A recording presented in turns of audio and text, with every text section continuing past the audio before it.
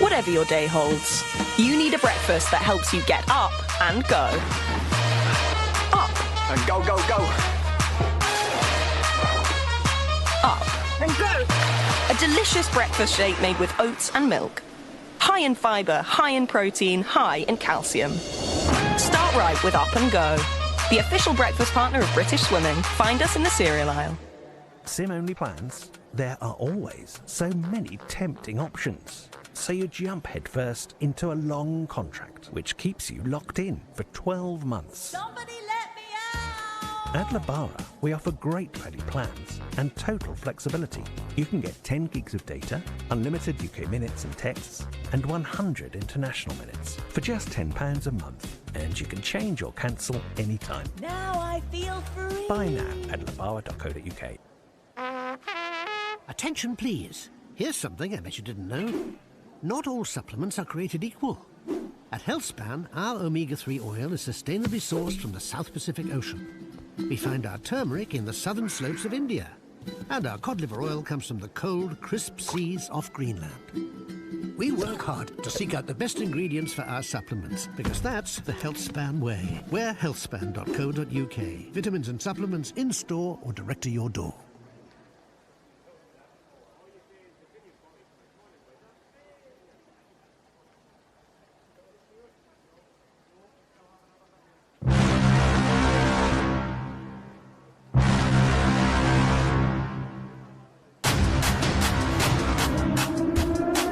The latest in tech suit innovation. Frictionless fiber construction.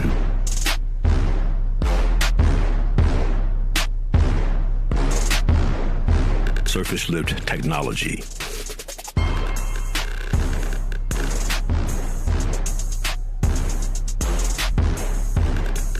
Endo compression cage.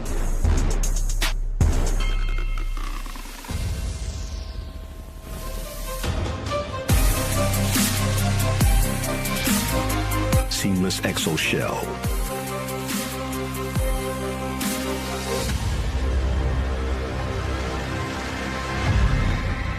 Tier Benzo. Battleborn. Good afternoon, everybody, and welcome back to Tollcross International Swimming Centre for the third session of the British Swimming Glasgow Meet 2021. This is a great opportunity for our junior swimmers to get into serious competition, maybe for the first time since lockdown was eased. I'm Duncan McKinnell. I'll be taking you through the action, and I'm delighted to have with me in the commentary box this afternoon Alan Lynn, the Scottish national coach and team leader for the European Junior Championship. So you'll be very interested, Alan, in the events that are coming up this afternoon. I am. It's a great opportunity, thank you, Duncan, to look at some of our younger swimmers exclusively, and of course quite a few of them will be hoping to set some times that will get them considered for selection to that European Junior Championships in Rome.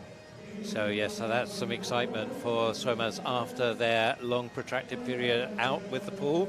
Here's what's coming up. It's all heat declared winner events this afternoon. No finals to worry about, so you've got to do it in the one opportunity that you got. We start off with girls 50 freestyle, then something completely different, boys 400 IM, then 200 IM for the girls, 200 fly for the boys, 100 fly for the girls, 100 back for the boys, 200 back for the girls, 200 free for the boys, and we finish off with 2 heats of 800 freestyle for the girls. So very varied program.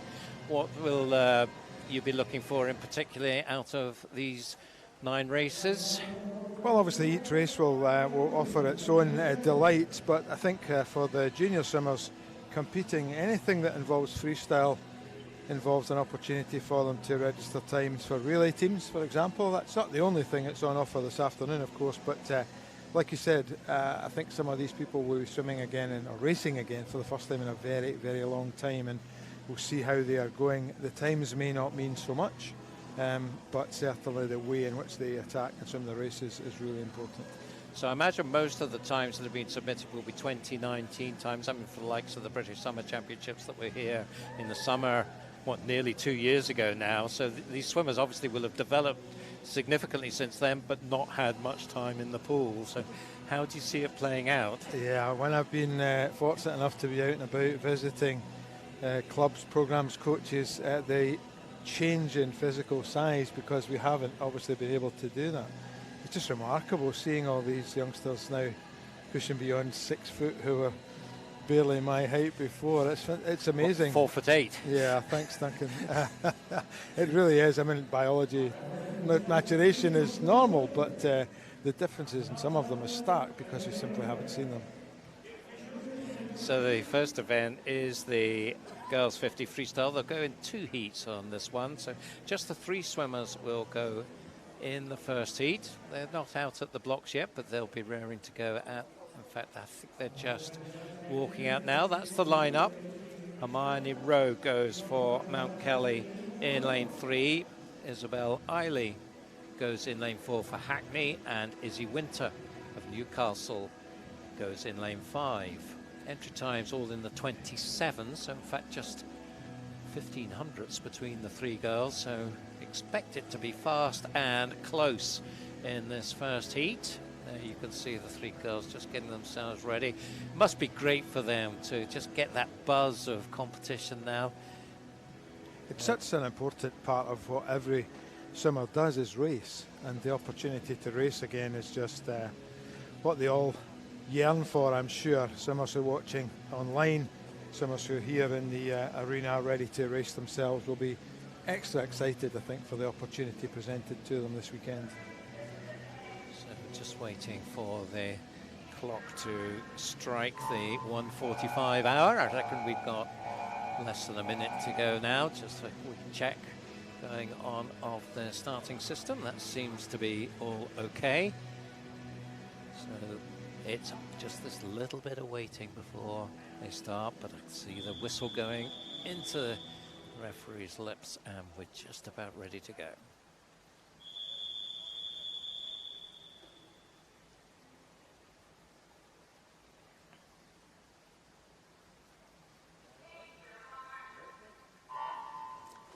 So recap on the lineup: Hermione Rowe in 3, Isabel Eiley in 4, Izzy Winter in 5. Great start in the lane 3 from Hermione Rowe, the Mount Kelly swimmer.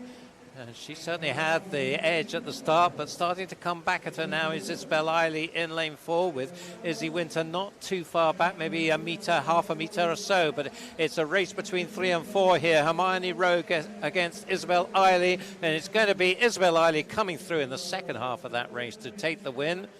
A time of 28:06, a little bit off the time she was entered on. We shouldn't be too surprised maybe at that, Alan. No, I don't think so. As I said before, I don't think the times are really all that important, and they will be to the swimmers, of course, but as far as making judgments are concerned, I think just being back in racing, great example there of how important a good start can be to a 50 freestyle, 50 of any stroke, and yeah, great race to get us underway this afternoon. Many, many more to come. So confirmation of that result, Isabel Eiley taking the win in 28:06. And the second heat to follow. So the fastest swimmers in this one getting down towards 26 seconds on entry time. But of course, as we said before, we maybe should just take stock of that. That's the lineup on your screen. Catherine Elland in lane 1 from Poole. Charlotte Berry of City of Sheffield in 2, Holly Widows of Mount Kelly in 3, Eva Acaro of Sevenoaks in 4, Ellie Chalk of Salisbury in 5, Darcy Revitt of Guildford City in 6, Laura Dickinson goes for Lincoln Vulcans in 7, and Lily Chambers goes for Sevenoaks. Second Sevenoaks swimmer goes in lane 8.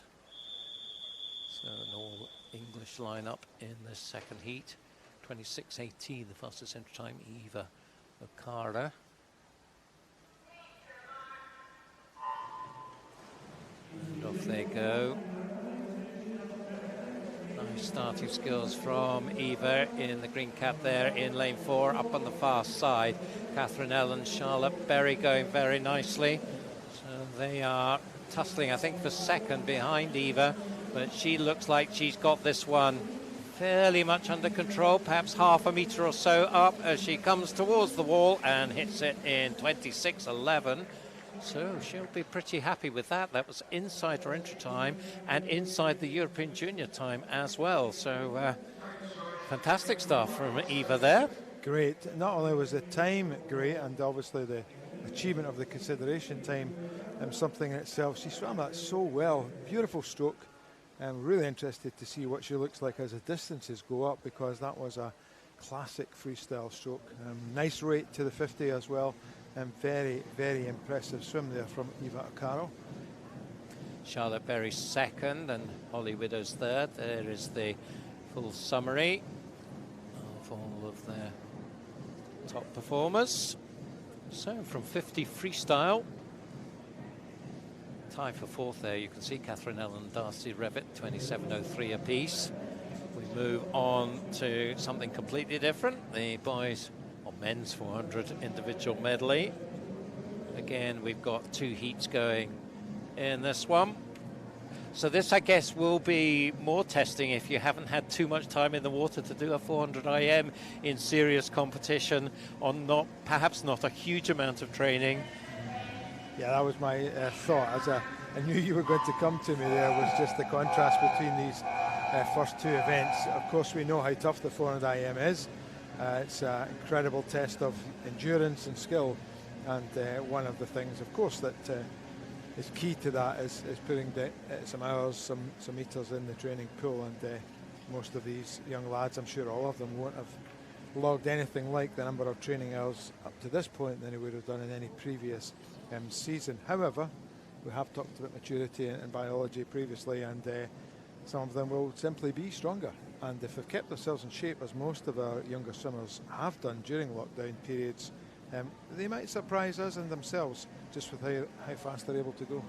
So if they've done a lot of work at home, just in terms of physical fitness and building strength, does that compensate to a large extent for lack of pool time, or can you not replace the time in the water? You can't really. Fitness is highly specific, particularly for our sport. However, most of the swimmers that I'm aware of have kept themselves in really good shape. They've done cross-training, you might call it in normal terms, but they have been determined to make sure that they stay in good physical shape. And of course, added to that biological maturity, there is a wee bit of catching up has been done outside of the pool. But we will soon see. The first heat of these 2 is now out. I'll let you introduce them, Duncan. Yep, so the lineup, 4 swimmers in this first heat. Matthew Garrity of Inverclyde goes in lane 3. Moritz Baumgartner of Mount Kelly in 4. Andrew Bertoli is in lane 5 from Ellesmere College, and Arthur Llewellyn of the Borough of Stockton is in lane 6. So the entry times here, 4:47s up to 4:50. Moritz and Andrew both on 4:47, just a tenth apart in entry times. So maybe a little bit of competition. Mount Kelly against Ellesmere College, 2 very strong swimming schools. Yeah, there are plenty of them, particularly down south at the moment, with programmes springing up, but they are certainly 2 of the contemporary powers as far as school swimming are concerned. I'm sure we'll see more of Millfield later, also one of those strong swimming schools.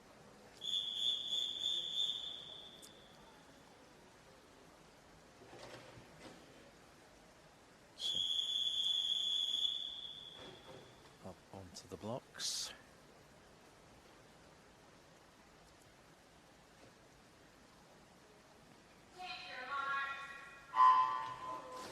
And away we go.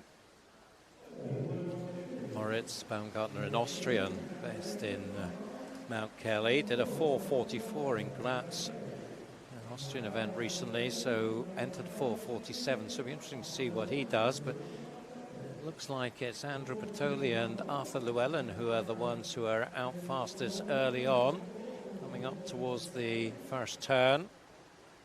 I think it'll be Andrew getting the touch. Yes, it is, just 28.97. And a nice turn there from Andrew. Just got a little bit of a jump, I think, on Arthur through that turn. Arthur then trying to work it back and succeeding as well, I think. He's back on terms halfway down the second length of butterfly. Matthew Garrity, of course, member of the youth development squad here in Scotland, so you'll know quite a bit about him. I do. I know lots about him. He is a Greenock boy. He goes to school with my nephew, so I know all about Matthew Garrity, and special mention to him, to his coach, Shirley Reeford. Stronger on the breaststroke, in fairness, Matthew, so he will definitely be behind at the halfway point of this 400 IM. So I guess the challenge for him is just to stay close enough in this first half to give himself a chance in the breaststroke. And he is falling back a bit now over the other three.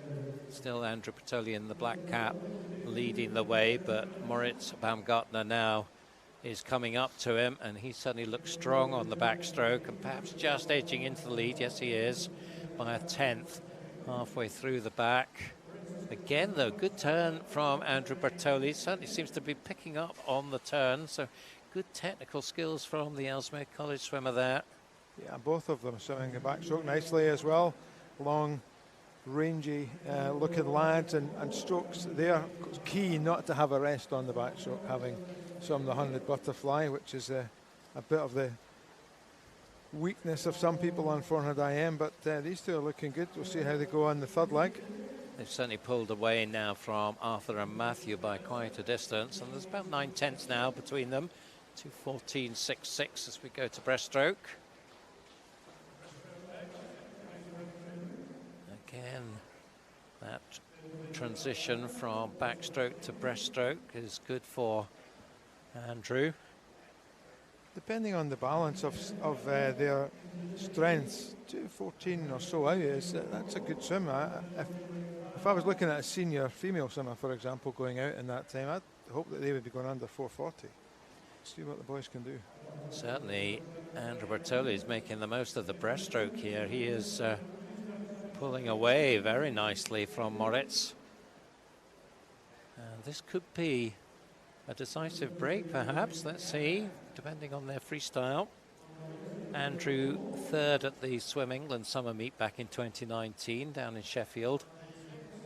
And that's where he did his entry time. So we'll see whether he can push it down below 4:47. I think you perhaps be optimistic that he will do based on where he's going to come in on the 300. For sure. Yeah, I said 4:40. Unless he has a desperately poor freestyle leg, he should be under that 4:40 right enough. So it's a great swim out in front from Andrew. 5-second lead now. Really, the breaststroke transformed his swim over Moritz, and well, it certainly doesn't look like he's going to give any sign of weakness in the freestyle. He is charging on now. What's that lead? Nearly 10 meters now. It's a terrific second half from Andrew. 4:29 is the Euro Juniors consideration time. That's, well, it's probably just slightly away from that, but just outside his reach, yeah, but he's certainly going to be well under 4:40, possibly even around 4:36 or 37 if he can bring it home strong. So very, very impressive swim. The second half is very much his own for the Ellesmere College swimmer. Andrew Bertoli bringing it in to the final 5 meters. Let's just check on the watch. He's coming in 4:34.02, so has to be very happy with that, surely. Entry time of 4:47, so knocking 13 seconds off. Very good indeed. Moritz Baumgartner coming in 4:41.74, so that was faster than he did in Austria. So good progress from him as well. Thought him a bit in the shade after that blistering second half from Andrew, but Moritz, I think, can be pretty happy with that. Arthur Llewellyn coming in 4:57. Matthew Garrity 5:03.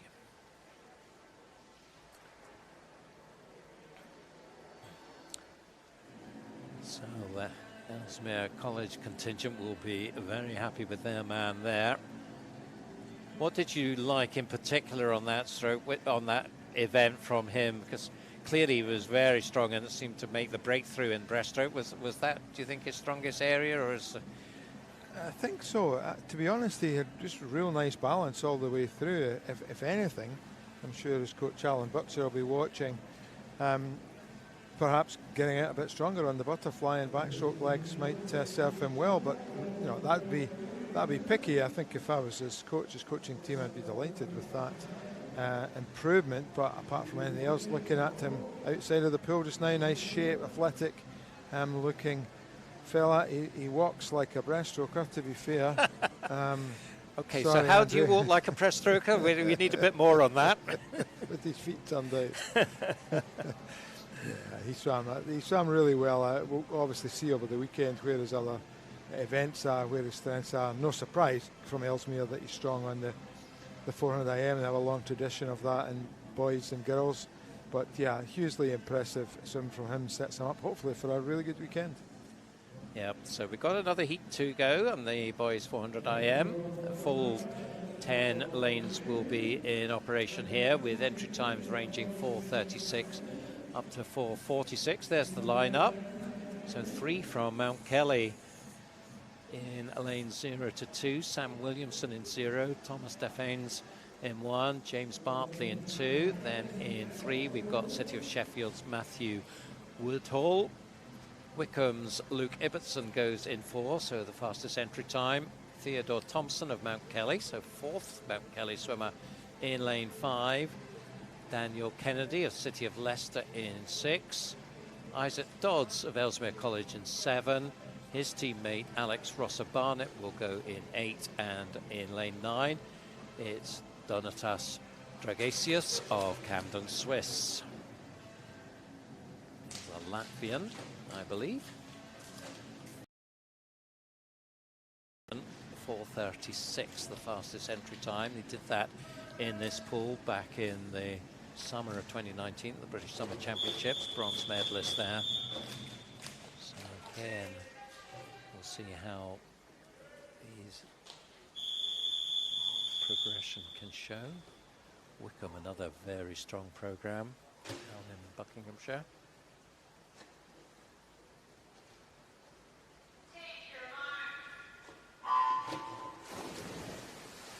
So here they go. Coming up around 10, 11 meters or so.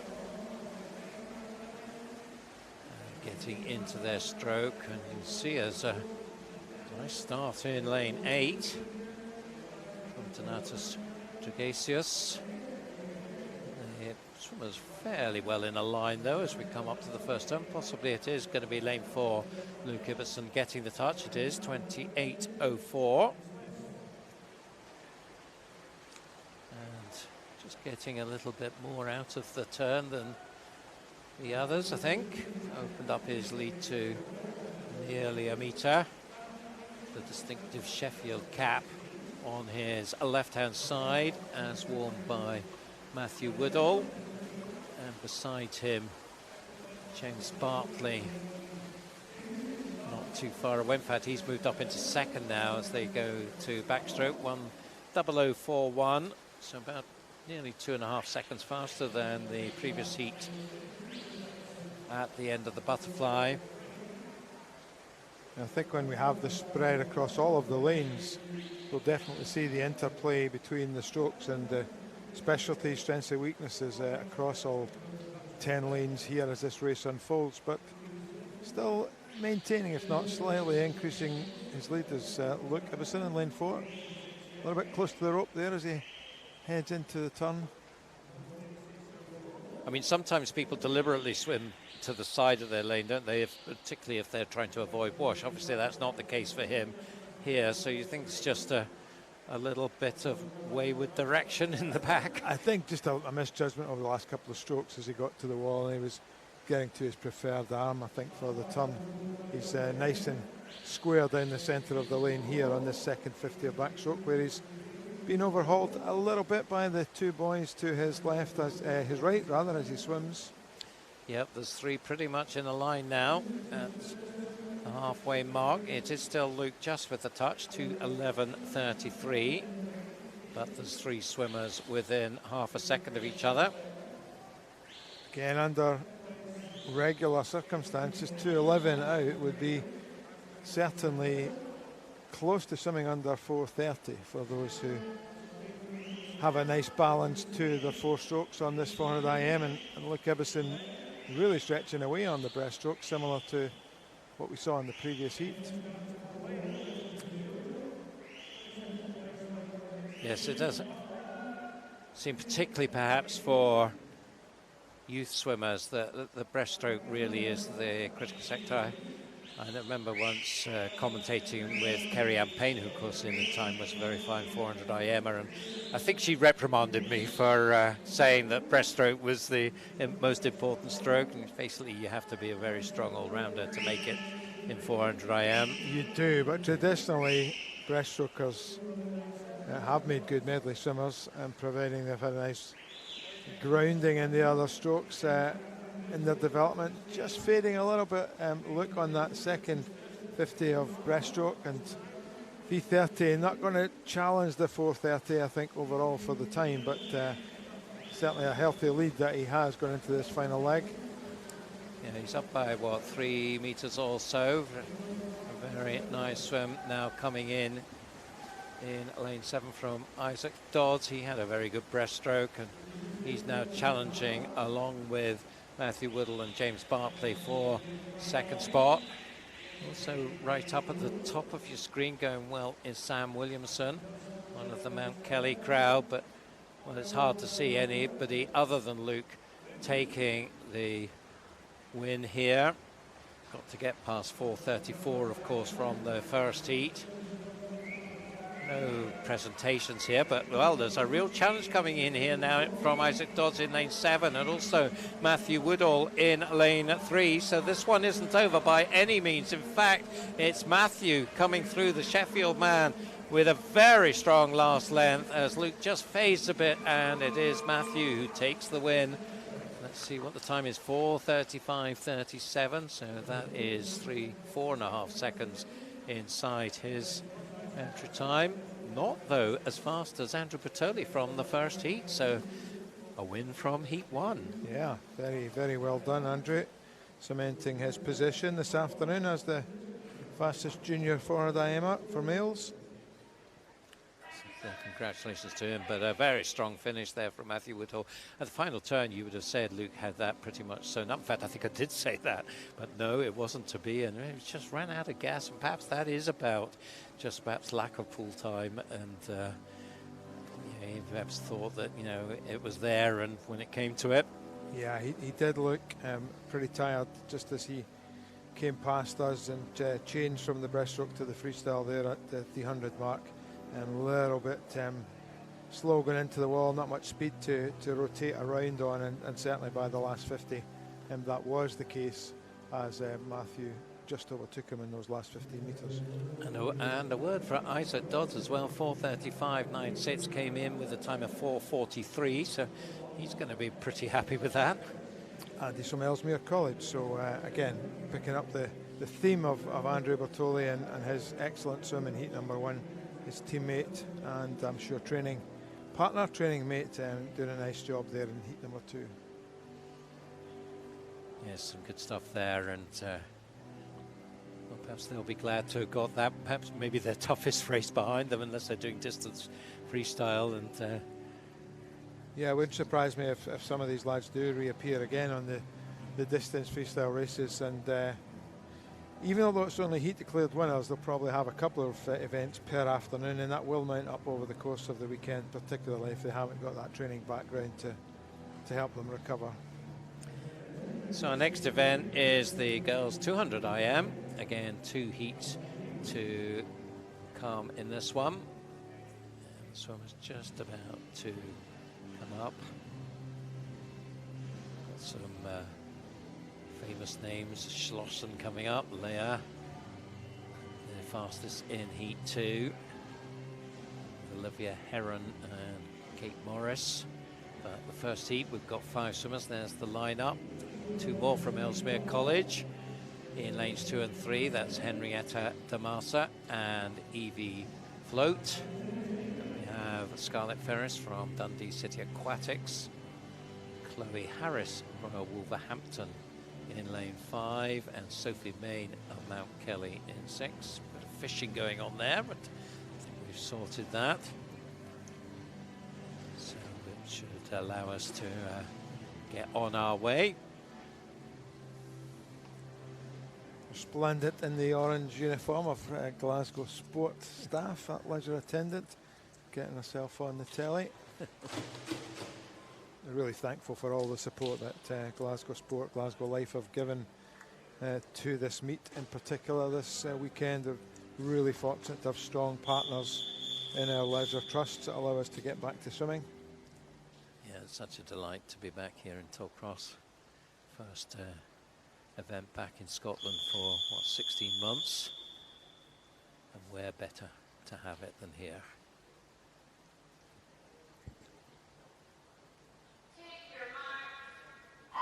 I hope the people from Edinburgh and Glasgow aren't screaming at you now, Duncan, for saying that. Well, being an East Coaster myself, I think I'm allowed to say that. So, Henrietta Damasa, Evie Float, Scarlett Ferris, Chloe Harris and Sophie Main. And first to show Chloe Harris of Royal Wolverhampton in lane 5. Off to a cracking start in the fly here. We saw some world-class 200 AM swimming for women this morning, did we not, in the senior final? We certainly did. One Abby Wood was very impressive in particular. 29.91 for Chloe at the fly, so we'll see whether any of the others can come back in the remaining strokes. It's certainly looking pretty solid on backstroke as well. 3 now in a line, Henrietta, Evie and Scarlett in lanes 2, 3 and 4, but they're quite a way behind Chloe now. Her entry time 2:25. Another one who did that time in Sheffield at the Swim England Summer Meet back in August 2019. 106.77 halfway. Let's see what her breaststroke's like. It's an excellent first half of this race, and she's not shown any signs of weakening as far as the breaststroke is concerned. I had a word with Mark Spackman, head coach at Royal Wolverhampton School, just before the session started. Looking forward to seeing his young swimmers do their thing this afternoon. So she is holding on to a lead. Perhaps her nearest rival and making some progress now is Evie Float. So Ellesmere College once again making an impact here, and she's certainly worked that lead down. It's less than a second now, just 8/10 as we go to the freestyle. See if she can continue that challenge in the freestyle. It looks like she can. Well, we saw Luke Ibbotson run out of gas on the final length in the 400 in the last race, but hopefully we can see Chloe holding on strongly down this last length, although she's under a fair amount of pressure now, and it does look like it might well be the Ellesmere College swimmer is going to come through and take this. I think she is. In fact, she does fairly comfortably in the end.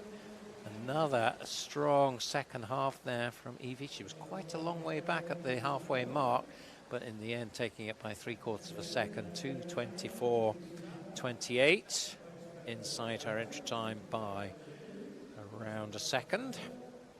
So Ellesmere College certainly have set off like they mean business.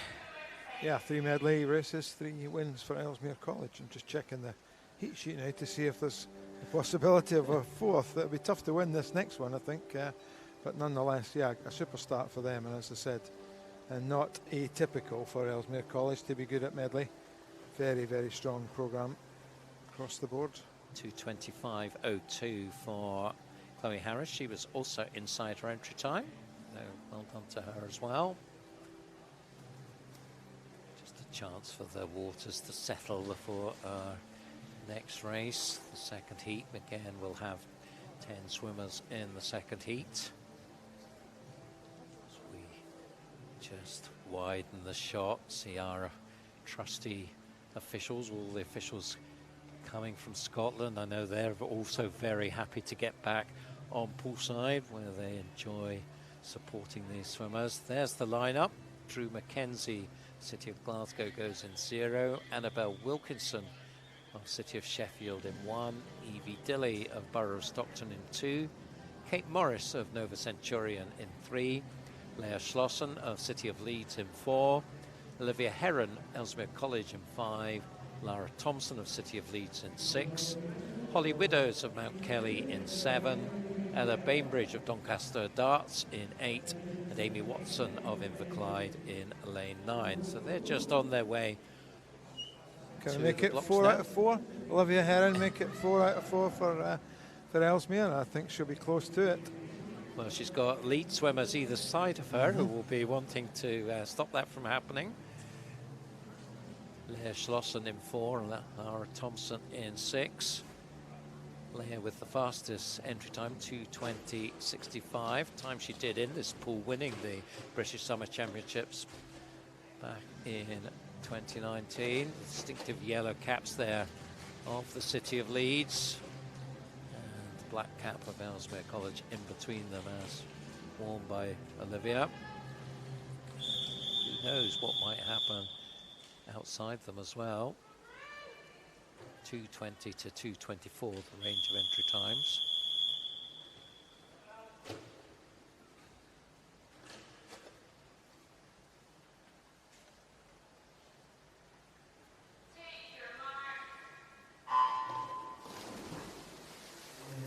So off we go. Out of the dive, a good start in 7, Holly Widows of Mount Kelly. And up in lane 1, Annabelle Wilkinson from City of Sheffield, also going well, as is Leah Schlossen in lane 4.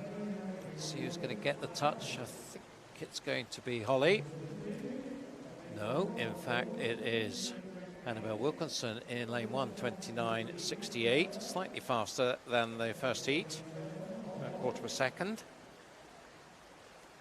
Into the backstroke, she's certainly still very much up there. Annabelle, 2:24.11 entry time for her. Drew Mackenzie also going well over on the far side of your screen. Challenging for second, but around 2 meters behind Annabelle, who turns to the breaststroke 1:04.45, now over 2 seconds faster than the previous heat. I saw Drew Mackenzie swim a broken 200 IM in that very lane 3 or 4 days ago when I visited this pool and the programme that's based here, City of Glasgow. So we'll see what she does for real, but she's got a bit of work to do now on the breaststroke with Leah Schlossen really stretching out ahead of the field.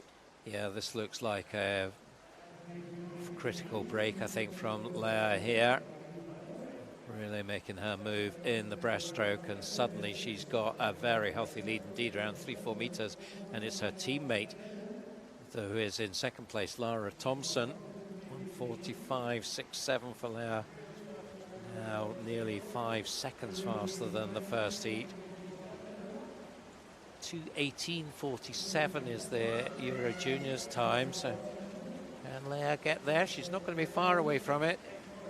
Certainly got this in the bag. In fact, it's looking very much like a Leeds 1-2 here.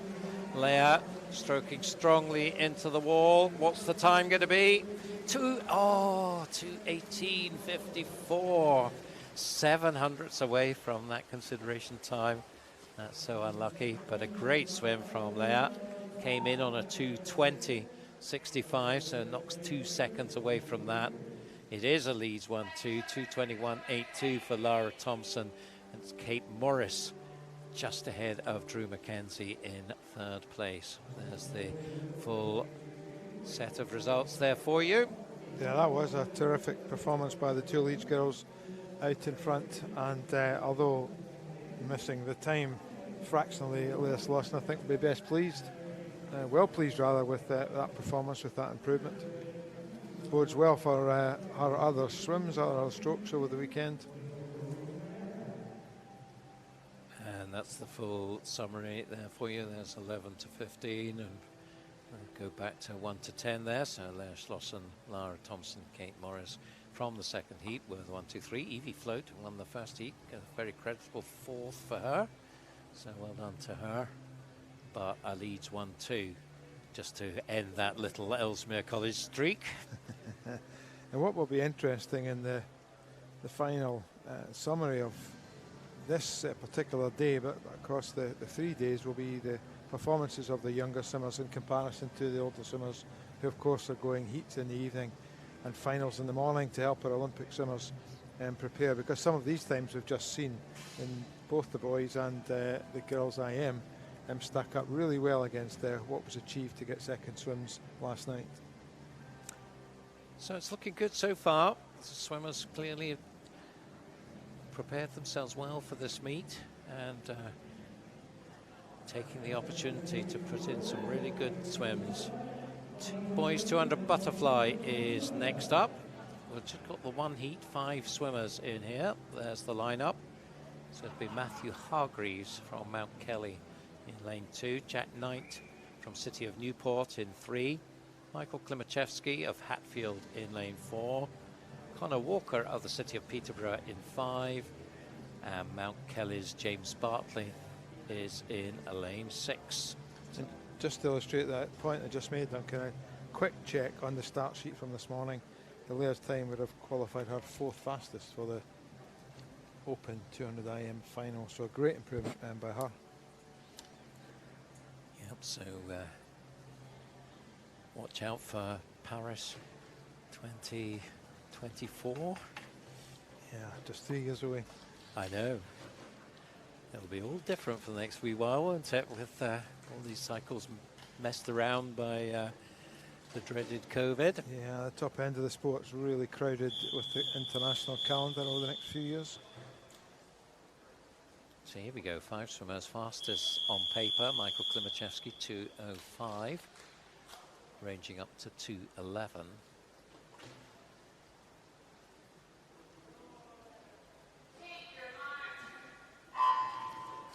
And they're off and away. A very nice start there in lane 4, the purple capped Michael Klimachevsky was about a metre up just from the dive and the pull through. Like the 400 IM, the 200 butterfly relies heavily on conditioning, and hopefully these boys feel that they're in good enough shape to attack this 200 fly. 27.6 on that first 50. I hope that hasn't been suicidal in terms of the pacing, but we'll see in a minute or two's time. So he's got company. Connor Walker looking very good, the Peterborough man in lane 5, and then just behind them Jack Knight of Newport.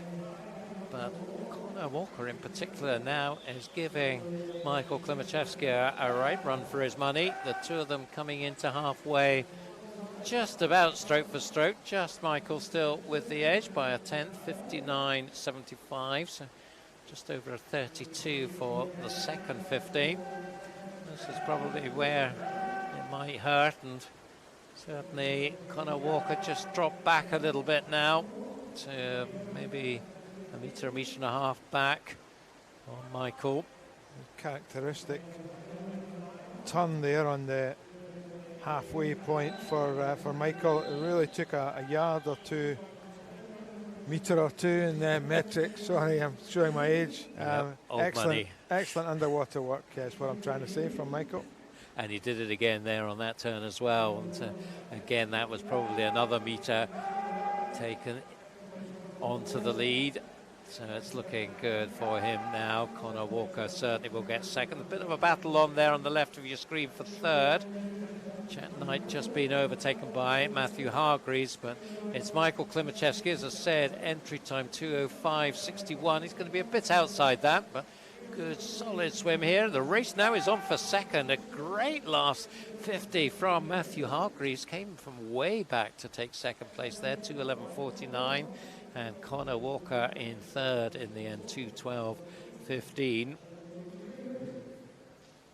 I think maybe that was an example of perhaps where people might have wanted to swim that bit differently, because certainly the second half didn't quite as impress as the first half from some of them. No, to be honest, Michael swam about maybe 165, 170 metres, close to what I think he would want to do. He just faded a bit over the last 25, 30 metres or so. He was still strong off that last turn. But yeah, a few weeks of training will fix that. I'm sure the Summer Festival of Swimming, which comes up across the UK at the middle of next month, these lads and the girls we've seen previously will be in much better shape and swimming even faster alongside many of their club mates.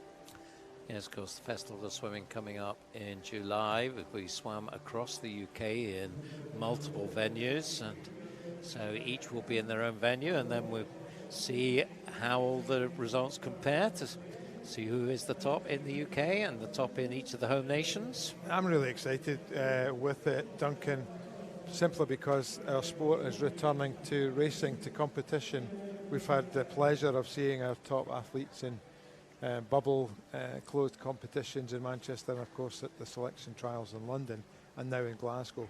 But there are hundreds, thousands of swimmers watching this, keen to get back to racing, and the Festival of Swimming offers us a limited but a fantastic opportunity for many of them to get back to doing what they love doing, which is racing against each other and swimming fast. So great opportunity, and looking forward to it immensely, and hope that everyone else is too.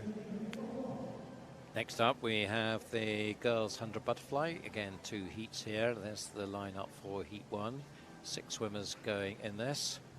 Josephine Klein of Mount Kelly goes in lane 2. Then Natalie Jones of Warren de Bath is in 3. Lucy Fox of Wickham District in 4. Olivia Heron of Ellesmere College in 5. Catherine Elland of Poole in 6. And Holly Widows of Mount Kelly in lane 7. So just looking back, Olivia Heron was in that 200 IM. Holly Widows was in the 50 free. So we're starting now to see swimmers coming back for a second swim.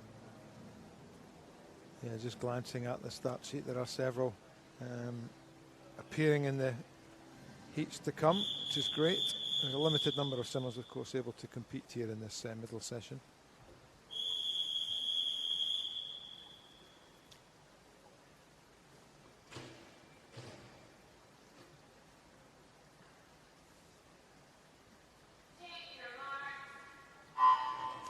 So 2 lengths of the pool this time. With those limited numbers competing, so it means there's quite a quick turnaround between events for some of these swimmers. That's also going to be a test for them. It really is. Unless they are absolute specialists, many of them will be swimming 2 or 3 events, as I said before, and training, conditioning, being in shape and recovering, swimming down properly between the races is key. So leading the way in lane 6 is Catherine Elland of Poole. 30:45, although actually Lucy Fox showing there, but it certainly looked like it was Catherine who was leading the way at the halfway mark. It is Lucy Fox, though, who's putting in the challenge on the green cap of Wickham. And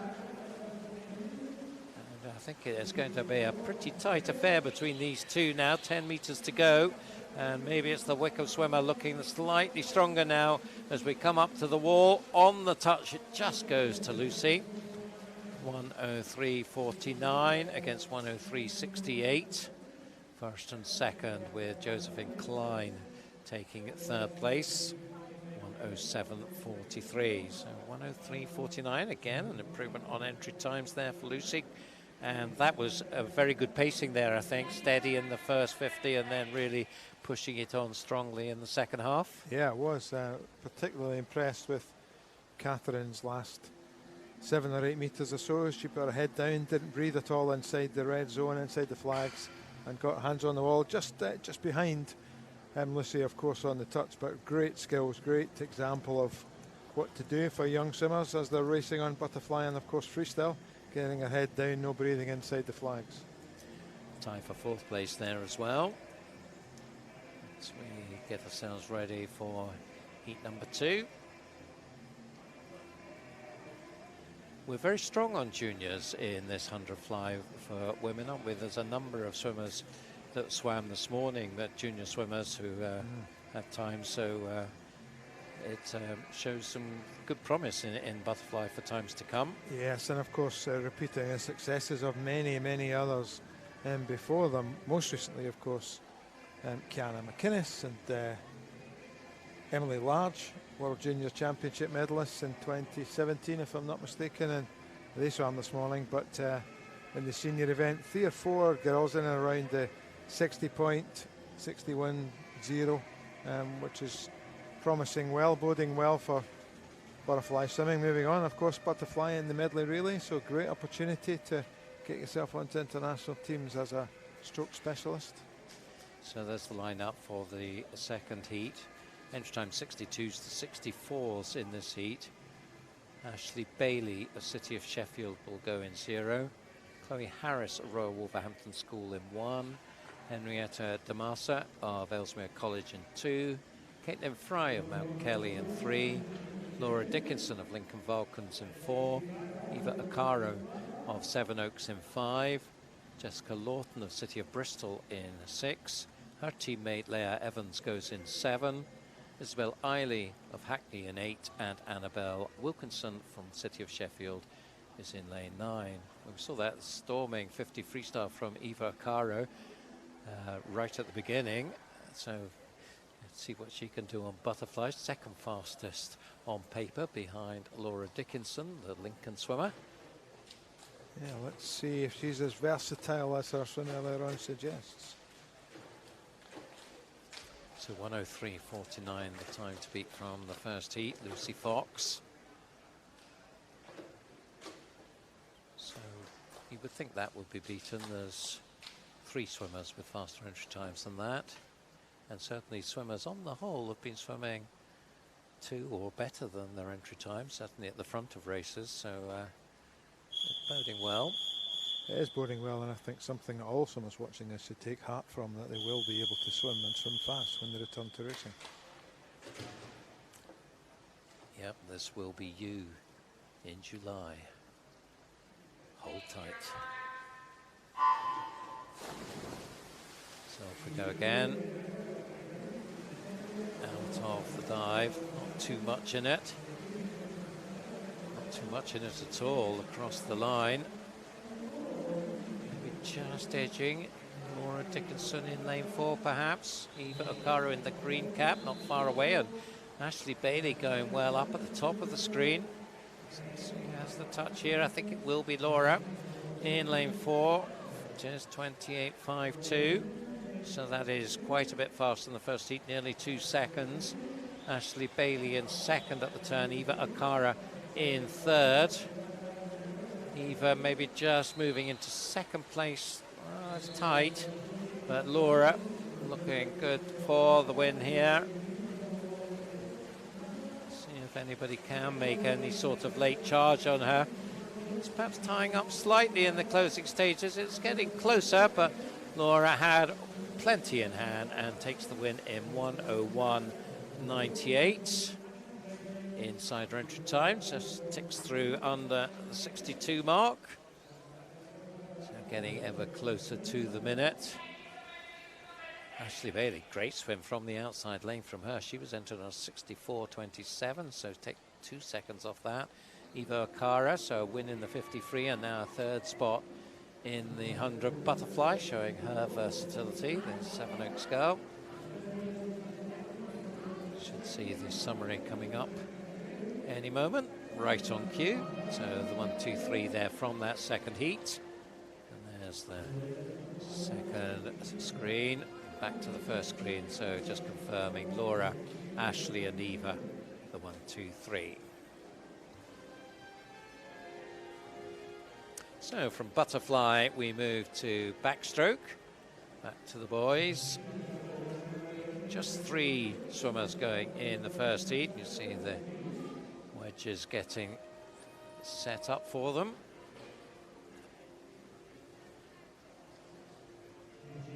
The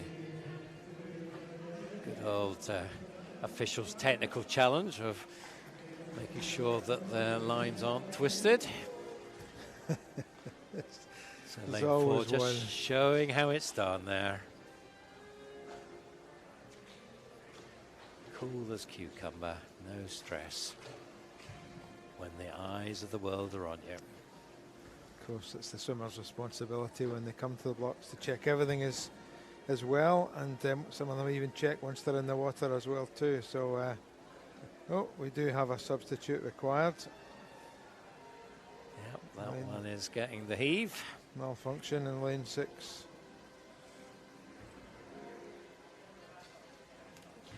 The beauty of running in these COVID conditions is that we are running to a pretty relaxed timeline. So if there is a little hiccup like this, we've got plenty of time to sort it out.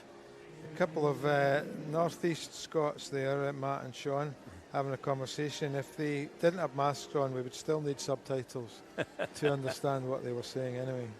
Does Google not do direct translations? I'm not sure that it does. Two lovely gentlemen. Sean getting married very soon, having had his wedding postponed many times during COVID. So we wished him well the other day, and hope he has a lovely, fantastic day with his bride-to-be.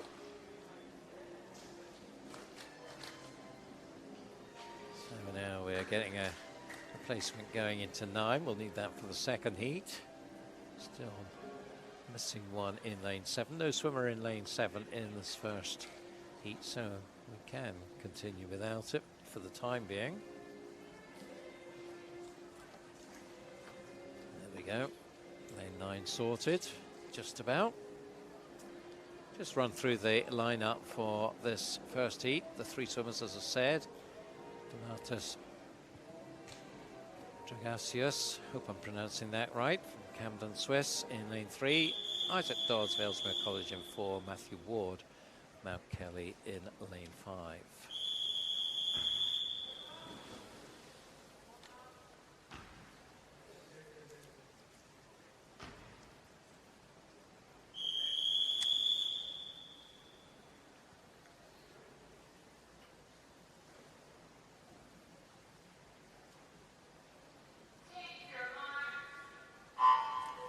So these 3 swimmers entered 60 point and 61 point.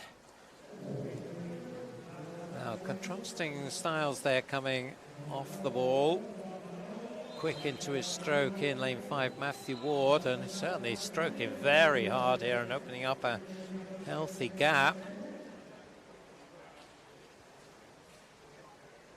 Up by around 2 to 3 meters at the halfway point. 27.71.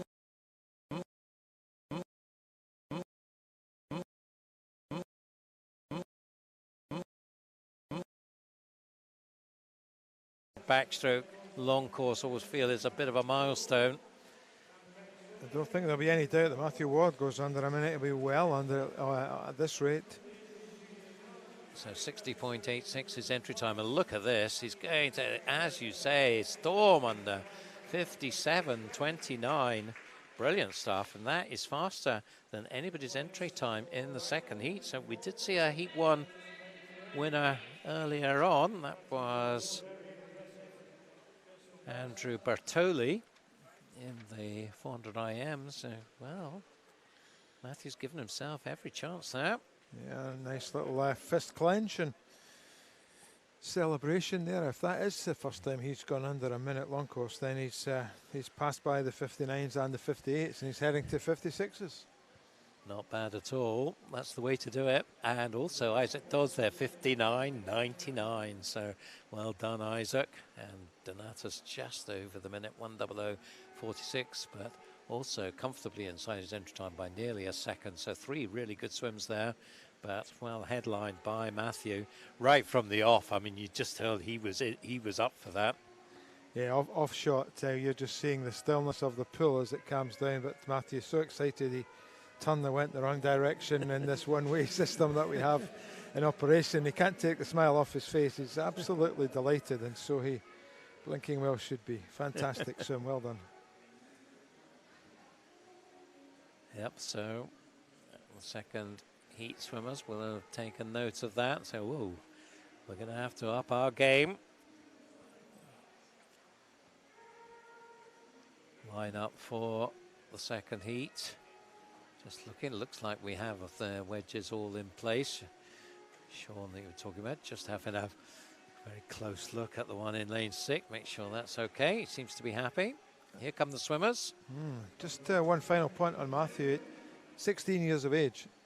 A couple of more years as a junior in domestic and international terms. So that's a very, very promising and encouraging swim from him. So heat 2, the lineup, Pietro Ubertali from Natari.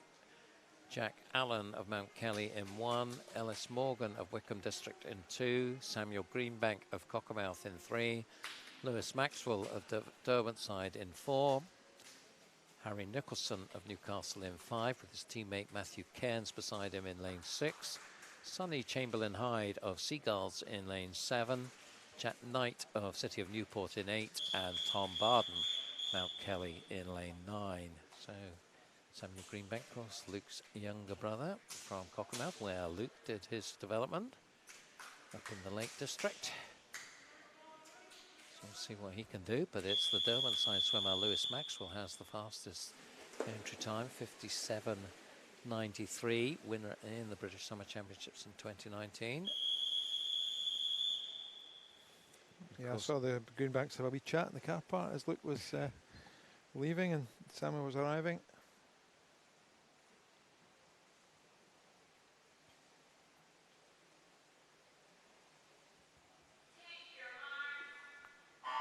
Socially distanced, of course. Of course. Although they might be in the same family bubble, if, but I suspect that Luke will be firmly in Loughborough and Samuel presumably firmly in Cockermouth. Lane 3, though, it is Samuel Greenbank, who's off to a good start. So those backstroke genes in the Greenbank family doing their stuff here. And it's going to be Samuel by a metre or so, turns in 27.35, so that is faster than Matthew Ward, split by around 36 hundredths. Moving up nicely, though, in 6 is Matthew Cairns, the Newcastle swimmer. So see if he can battle northwest against northeast of England here, but still Greenbank has the advantage and is going to, I think, bring this one home. I think Matthew Cairns will take second. It's tight for third, but Greenbank takes the win in 56.74. So only half a second away from that juniors consideration time. Again, a nice improvement on the time he did at British Summer Championships that he was entered on here. About a second. Matthew Cairns taking second, Lewis Maxwell in third, ahead of Ellis Morgan and Pietro Ubertali. It was a nice improvement, but I'm sure the first piece of feedback that Samuel will get will be around the quality of his finish. I'm not sure he realised the wall was coming up as fast as it did, so even more time to be shaved off that. I'm sure I'd be delighted with that. And the prospect, of course, as I've mentioned a few times now, of medley relay, if you're the fastest on each of the strokes, which I may be mistaken, but I think that is the fastest time thus far, with a few swims obviously still to come in the open category, but that certainly set the standard, and very, very good achievement from Samuel Greenbank. So watch this space on that one, I guess. So we've got Litchfield brothers in going to be in the Olympics. Could we get to the stage where they've got the Greenbank brothers representing GB at the senior level one day? Yeah, competing against each other at that. I wouldn't want to be at Sunday dinner in that house if Samuel starts beating Luke. Yeah, he's got a way to go yet, I think, before we get there. But that was a good showing from him in that one. Gives him the win. An excellent swim from second place overall, Matthew Ward, who won that first heat in such fine style. So great stuff from him as well. We stick with backstroke and double the distance now for the girls. 7 swimmers going in this first heat. Zoe Ryan goes for Guildford City in lane 1. Sophie Bromley of City of Sheffield in 2. 2 more from Guildford, Elizabeth Erdley and Elena Erdley. I'm assuming they're sisters, 17-year-old and 15-year-old respectively, so tell me if I'm wrong. Scarlett Ferris from Dundee City Aquatics will go in 5. Lucy Block of Wickham District in 6, and Lucy Hitchin of City of Leicester in 7. We must be running a little bit ahead of schedule because they're just delaying bringing the swimmers out for this swim. So 200 backstroke. Of course, we saw that fantastic swim from Cassie Wilde in the Europeans. Wasn't quite at that form this morning in the 200 back, but Kathleen Dawson was. She looked very good this morning, didn't she? She really did, yes. 2:08 was a very tidy morning final swim from her. This swimmers, of course, have been travelling, they've been racing, tapering for selection trials in April, so no problem with some of them feeling a bit weary this weekend, as one or two reported in the lead up to this, but the quality of swimming and racing this morning definitely didn't suggest tiredness or weariness in some of our very best prospects for Tokyo. Great. So, James Guy, terrific 100 fly. Duncan Scott, men's 200 IM, and we've already mentioned Kathleen just there and Abby Wood in the women's 200 IM. So, yeah, they'll be well pleased with their first 24 hours or so of work. So for these juniors, of course, the one shot at it, that's probably good for them rather than have to worry about progression from heats to finals at this stage, where they'll be training. That it's probably the right way to set this meet up with heat declared winner for the juniors. Yeah, I think so. When we were making plans for the competition itself, getting juniors in at some point was key, and having that one session, I think, was the best solution for all concerned, to give them the opportunity to race but not to tax them too much. And also the regulations around coming and going, who can mix with who, and heats and finals, and that would have required 4 sessions for us to be able to do that, and quite simply I think the logistics of that defeated the best of us in trying to make that work. So yeah, great to see them. Not too much activity going on in the coaches' bullpen there, just the 3 of them there. See a couple of Guildford coaches there, because they are well represented in this heat that's coming up. 3 swimmers going there. So that's where they have to sit and watch. They're not allowed anywhere else around the pool. Behind there, underneath that big stand, is a 6-lane 50-meter pool, which for purposes of this weekend is split into 2 25-meter pools, just to encourage distancing and control over who's in the pool when. Of course, strict limits in terms of the numbers of swimmers allowed in the pool at any one time, and a huge job of marshalling that, and great cooperation actually we're getting from the swimmers as well, to make sure they all understand, I think, that what the rules are, and that it's important that they stick with them. Yeah, it's Volunteers Week in sport across the UK, and very grateful for not just the people you see on screen who are the technical officials, but the myriad of other roles that people are playing to make this meet happen. As you said there, Duncan, in particular training marshals, I think, as we would normally call them, organising warm-ups, swim downs, etc. So confirmation of the lineup there on screen for you. 7 swimmers in the first heat. Zoe Ryan, Sophie Bromley, Elizabeth Erdley, Elena Erdley, Scarlett Ferris, Lucy Block, Lucy Hitchin. Times here, 2:22 to 2:24, so on paper this should be close.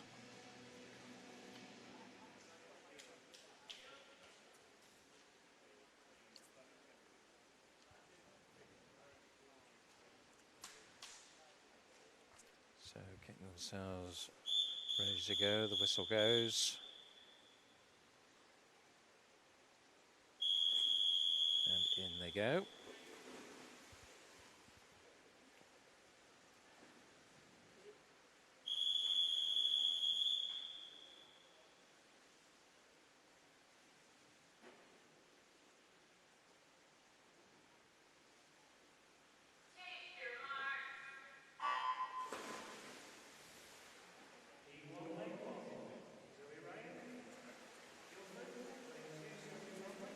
Very good starts over the far side there in lanes 1 and 2. Yep, took the words right out of my mouth there. Getting into a stroke now in lane 6 as well is Lucy Block of Wickham. They're having a pretty good afternoon. And it does look like it's Lucy who's going to come up to the 50 with a narrow lead, although Sophie Bromley right there as well. 33.10 and 33.14, 400s in it. Wickham, one of the strongest and largest clubs in Swim England programmes. We had the pleasure of listening to head coach Kevin Brooks in one of our SS Connect sessions during lockdown a few months ago. Excellent structure and commitment to widening participation and developing performance at Wickham and District. But this is a good second length from Sophie Bromley of City of Sheffield up there in lane 2 and opening up about a second gap in that second 50 and looking like she's continuing to build on it now in the third half. We'll see whether any of the others can mount a challenge. Elena Erdley from Guildford is up there. Lucy Block still very much there as well. In fact, if anything, she's coming back in this third 50. Perhaps Sophie just going maybe too hard in that second 50. We'll see. But she still has the advantage, but it's not the second advantage that she had at halfway. It's half a second, 1:46.26. So this is going to be testing this last 50, I think, for these girls. Yeah, they were out in 68 up front, and that was a much slower third 50. Perhaps the earlier events, if they've done them, or that lack of conditioning just beginning to tell. But admire the commitment and also the determination over this last 50 metres to get their hands on the wall first. Yeah, and Sophie Bromley is really digging in here, and a good solid last 50 for her to make sure of it when I'm sure she was feeling it. But well done to her. 15-year-old from Sheffield takes the win in 2:23.37, pretty much bang on her entry time. I thought she touched a bit ahead of that. It may well be that she didn't hit the pad very hard, and that actual time was when another part of her body hit the wall. We'll see. So if there is a big discrepancy between the backup time and the time from the block, then there's usually a bit of a discussion about that. We'll see. There's no sign at the moment that that time's going to get adjusted, but we'll wait for confirmation of that. 2:24 dead for Lucy Block, 2:25.96 for Elena Erdley, and I think that is the confirmed time. So up there now for you.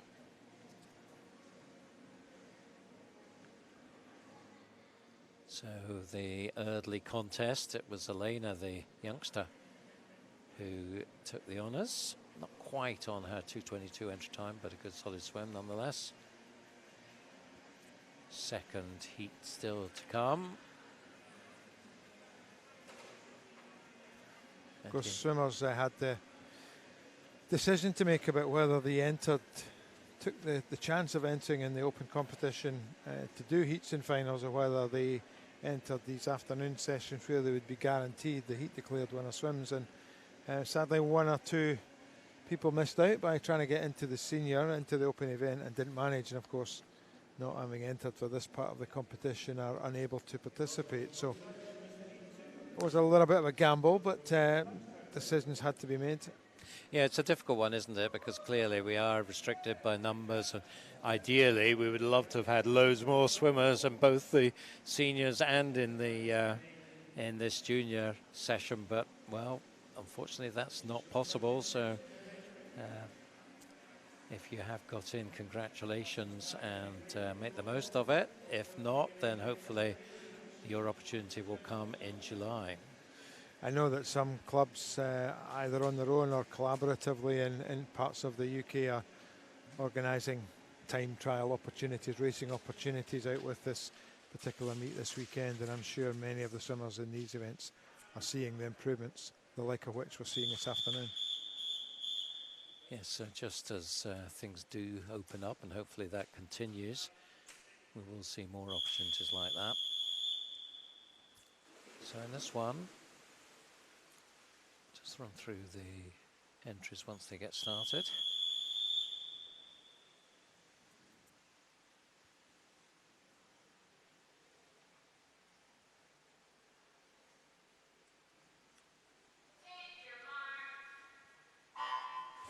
So the line-up: Ella Turner of Plymouth Leander in 0, Annabelle Wilkinson of City of Sheffield in 1, Amelia Robertson of Newcastle in 2, Evie Dilley of Borough of Stockton in 3, Emily Eiley of Hackney in 4, Libby Freeman of Morpeth in 5, Izzy May Reeves of City of Sheffield in 6, Iona Colbert of Nova Centurion in 7, Gemma Peters of Millfield in 8, and Kate Morris of Nova Centurion in lane 9. Again, tight at the first turn. Touch just going to Izzy May, 32.14, about a second faster than the first heat. You talked about strength in women's butterfly a few minutes ago. Plenty of strength in women's backstroke as well at senior and junior level in Great Britain at the moment. And certainly this one looks as if it's going to be perhaps our most competitive race of the afternoon so far. Izzy Mace coming under pressure up at the top of your screen now, Ella Turner. And it is Ella who turns first, 1:07.60. So we definitely have to keep on the wide shots here for our cameramen as we see things happening all over the pool. Coming up now in lane 8 is Gemma Peters of Millfield, as Izzy May Rees just re-establishing a lead, I think, over Ella Turner. Well, it could come from anywhere just about. In lane 3, not out of it, Evie Dilly. In lane 5, Libby Freeman. Final turn, and it's Izzy May starting maybe to just assert her domination after a very tight first half. Gemma Peters still going well at the bottom of the screen in a three-way contest now for second, along with Evie and Ella. But it's going to be Izzy May Rees, the Sheffield swimmer, who will take this, I think. 2:17.79 her entry time, and she's going to be thereabouts, I think, just outside it, 2:18.42. Second was Gemma Peters, 2:19.51, and third, Evie Dilly, 2:19.90. Just as a guide, fastest time out in the 100 there was 67. We had a couple of junior girls go out in 67 this morning and ended up swimming 2:15. So I think the benefit that they would have had from having done extra training, certainly telling their 2:18, 2:19 up front here versus 2:15 for the same 100 split time, perhaps tells its own story. Confirmation there of the top 3 and all the others. How's your Gaelic, Duncan?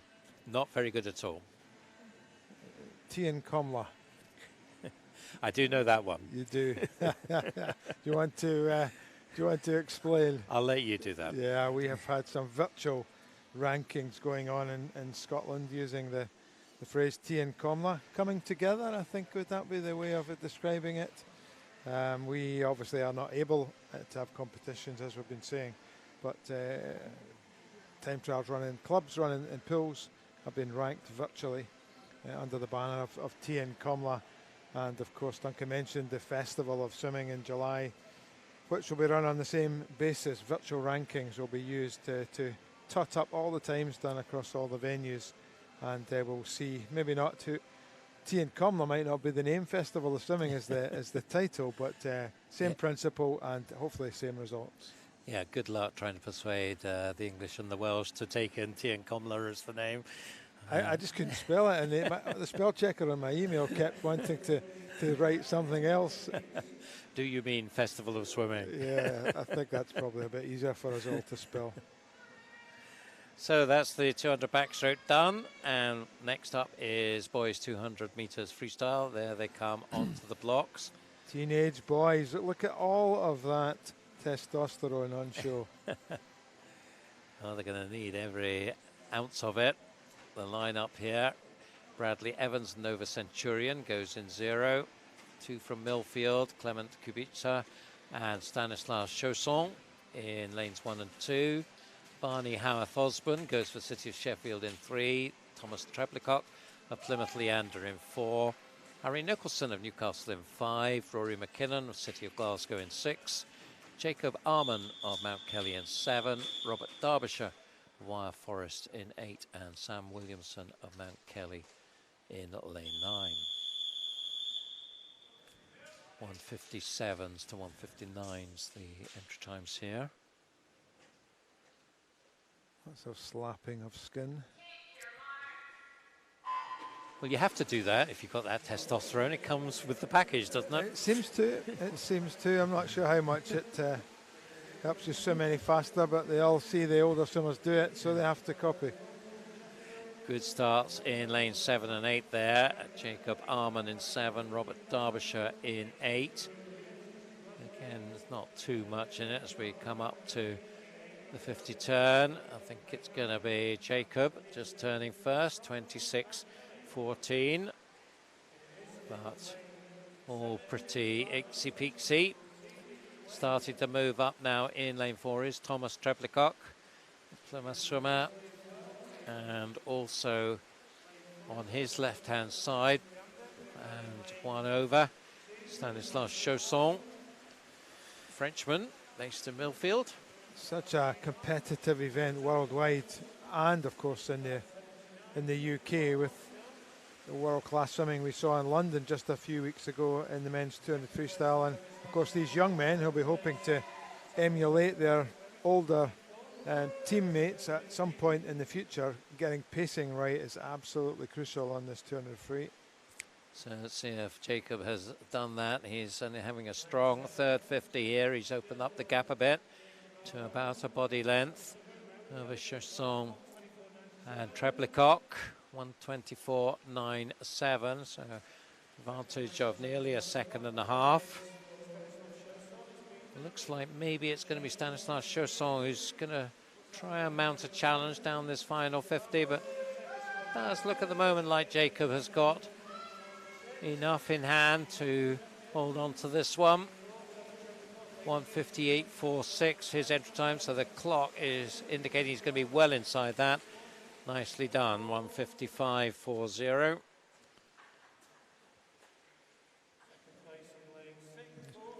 Jacob, South African, in fact, in Mount Kelly, so we'll watch out for him, perhaps in the Commonwealth Games to come.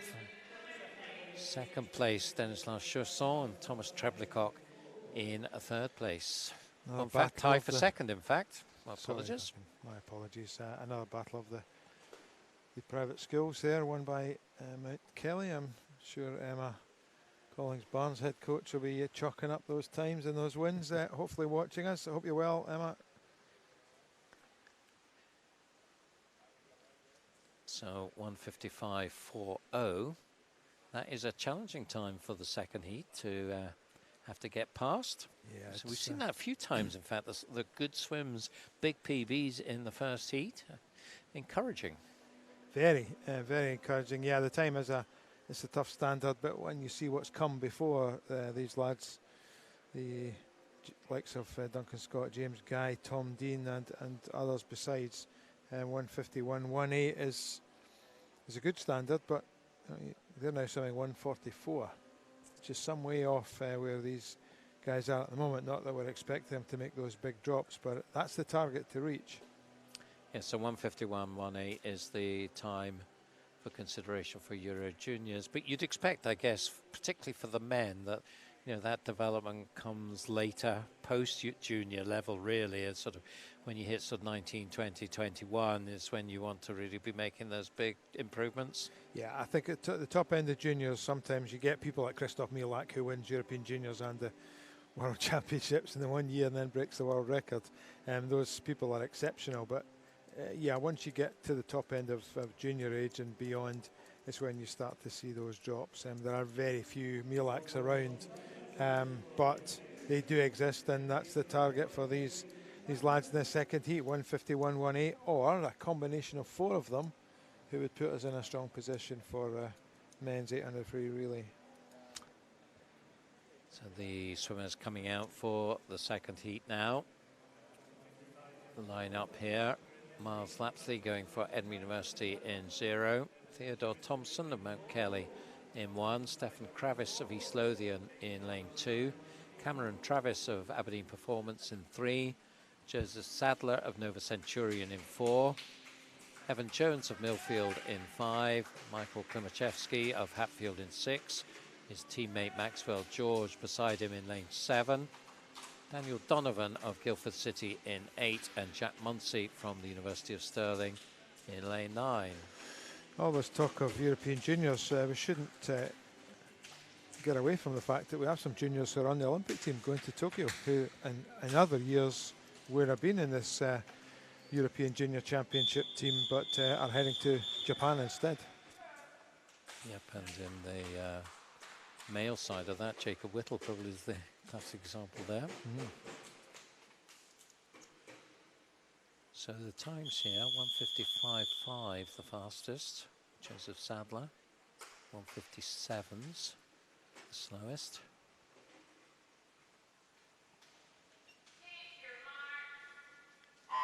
And 1:55.40 is the time that they've got to beat, that time from Jacob Arman.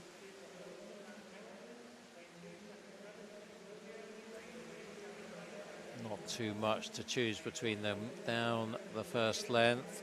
Perhaps just edging into the lead in lane 5, Evan Jones of Millfield.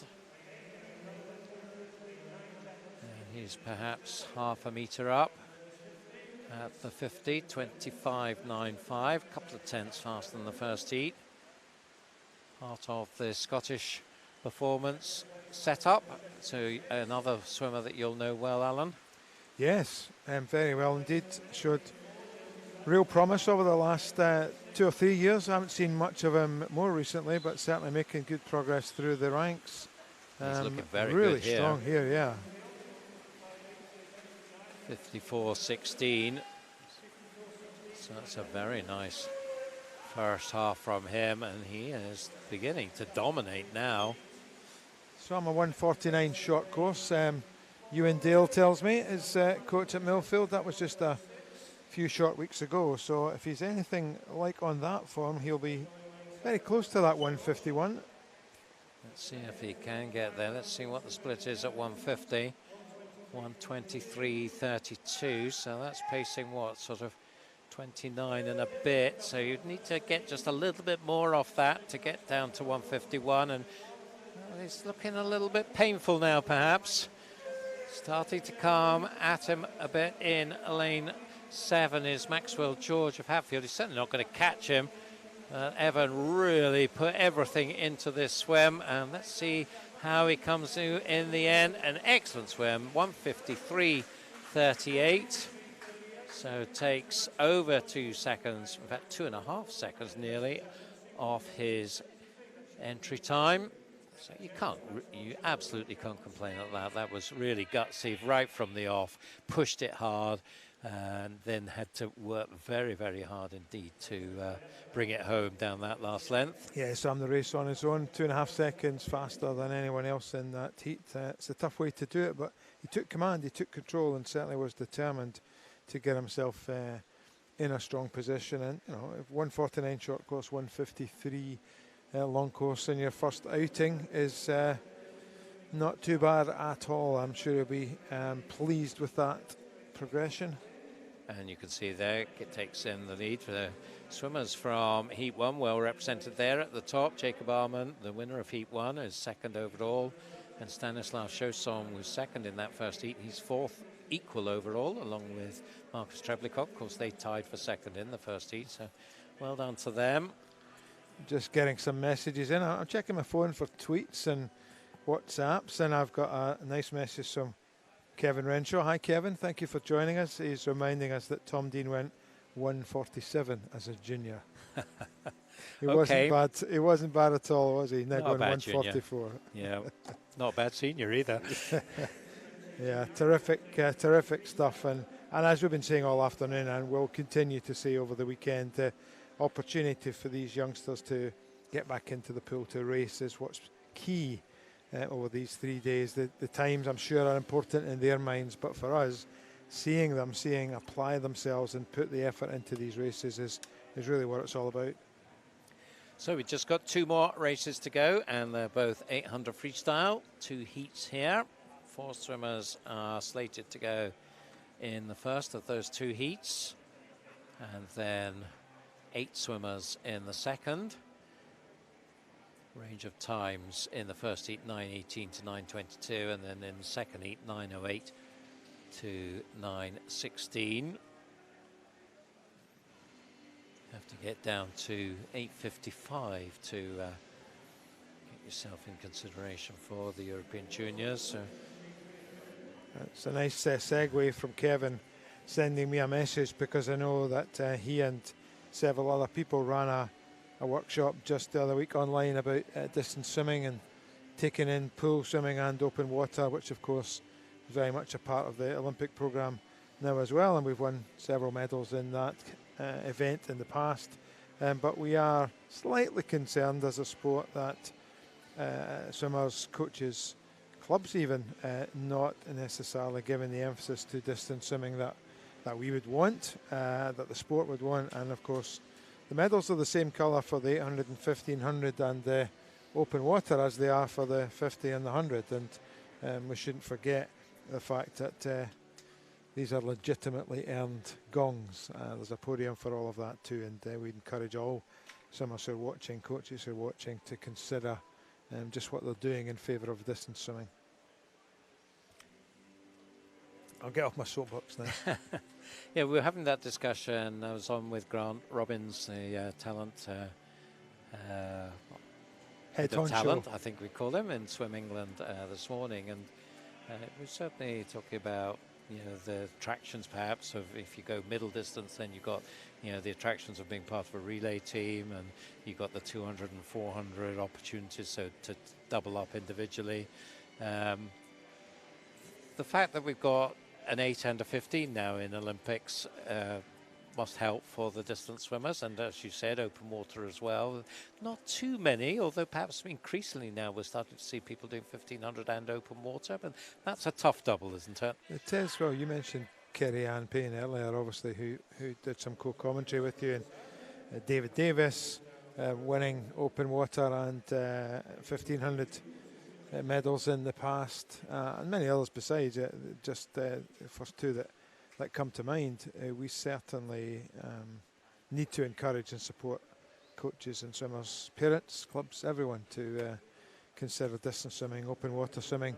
One of the things I do think that has been a plus in this rather unfortunate 16, 17 months of being in the middle of a world pandemic is people swimming outdoors. I was down in Greenock. I mentioned Matthew Garrity earlier on, and I saw a young girl who was in our district regional programme a year or two ago swimming really well, and her coach reminded me that, yes, she was out swimming in the River Clyde during lockdown, which I wouldn't recommend to anyone watching, but that's commitment for you. But lots of lakes, lots of lochs, lots of rivers, oceans that people swam in during lockdown, and that's certainly to be encouraged, but only if done safely. So just a little bit of a hiatus before we get this 800. Looks like we've just got the three swimmers here. Lucy Fox, Maya Watt and Megan Spears, the three. One from Wickham, one from Ellesmere College, one from Anova Centurion. Wondering if there's a possibility of combining. Let's see, here's Sean Dawson, the aforementioned groom to be. Yeah, sometimes wonder the time taken to reorganise it. You might as well have done the two heats, but hey, what do I know? There we are. Looks like we're ready to go.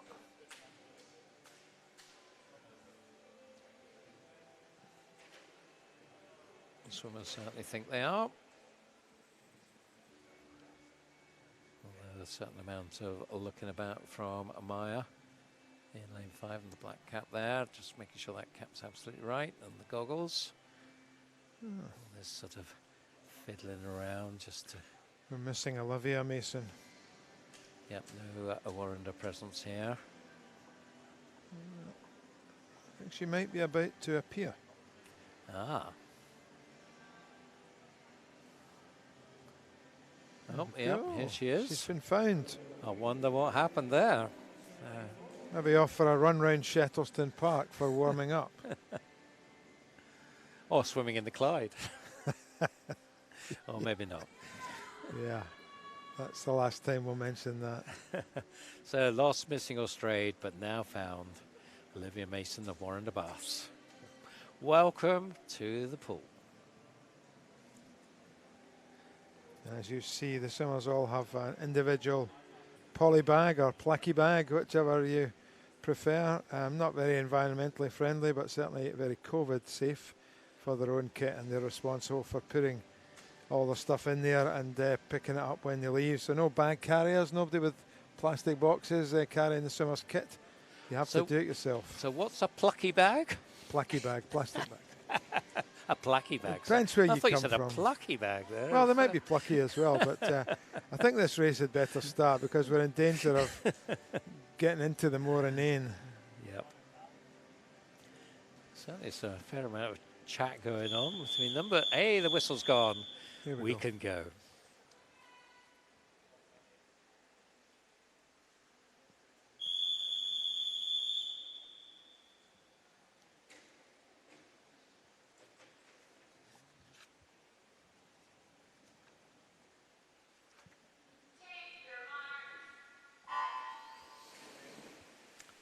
So we do have the 4 swimmers now in the water. Lucy Fox of Wickham, Olivia Mason of Warrender, Maya Watt of Ellesmere College, and Megan Spears of Nova Centurion. Times 3 on 9:18s and Megan on 9:22. And with that long wait, will that affect them at all, do you think?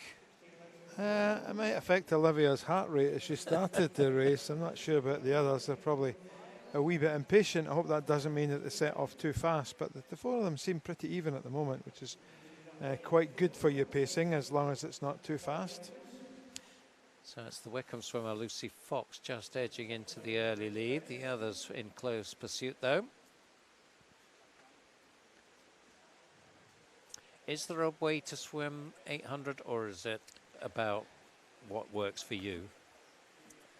I think most swimmers, coaches around the world would recognise that even paced strategy for all of the sound physiological reasons that suggests. The key is the pace, not so much that you are swimming at even pace, but that you hit the right pace to begin with.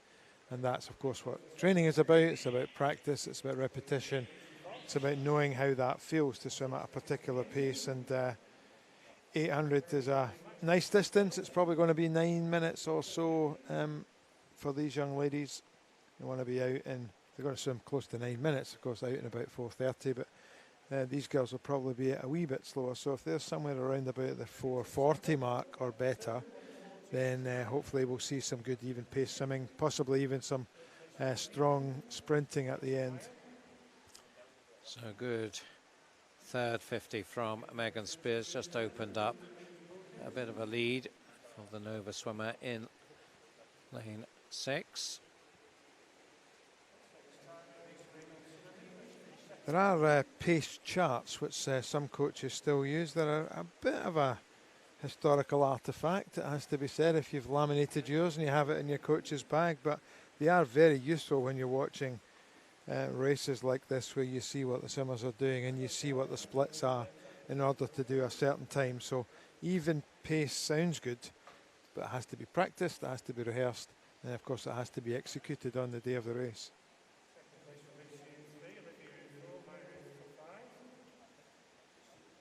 And would you expect the even pace that you might start off a bit faster, then settle into that pace, or would you want to go into that even pace right from the off? Well, if you're Kieran Perkins, as some folk remember, or more recently Katie Ledecky, it looks as if you just set off fast and stay fast. It depends on you, whether you feel better swimming on your own, as we can see here, or whether you want to be someone who comes through strongly at the end or who bursts through just with a fast finish. Some swimmers like the freedom, like the isolation of swimming out front on their own in the race, not always something that people are comfortable with. This is a good start. 3:25.71, so just under 110 for a third 100, so in the 4:36, 4:35 mark, you would think, halfway based on this pace. Yeah, which is below, faster than her entry time of 9:22. But we'll see what happens. Conditioning, obviously, as we've been saying, plays its part. But if she can hold on to this as an even-paced swim, she should be somewhere around about 9:15, 9:16. So let's see if she can stick to this pace. certainly a healthy lead now over about 5-6 meters, 400 at 350. So a lead of 3.5 seconds. Lucy Fox just ahead of Olivia Mason on the left of your screen. If we were in another sport altogether, they talk about fractions. Not fractions like you remember from arithmetic in school. 7/8, you mean? Fractions as in split times, as we would call it. If you're in the horse racing business, you would know what the fractions are for the Kentucky Derby. You've lost me completely now. There we are, the fractions, 435. So, yeah, that 9:15, 9:16 looks very, very possible given those early splits. Yeah, again, just under the 110. So, nice, consistent pacing. So she did start a little bit faster than that. So 106 for the first 100, obviously with the advance of the dive. And then, well, I suppose pretty much settled into that just under 110 after that. So, yeah, very nice stuff. That's the second half. It might get harder.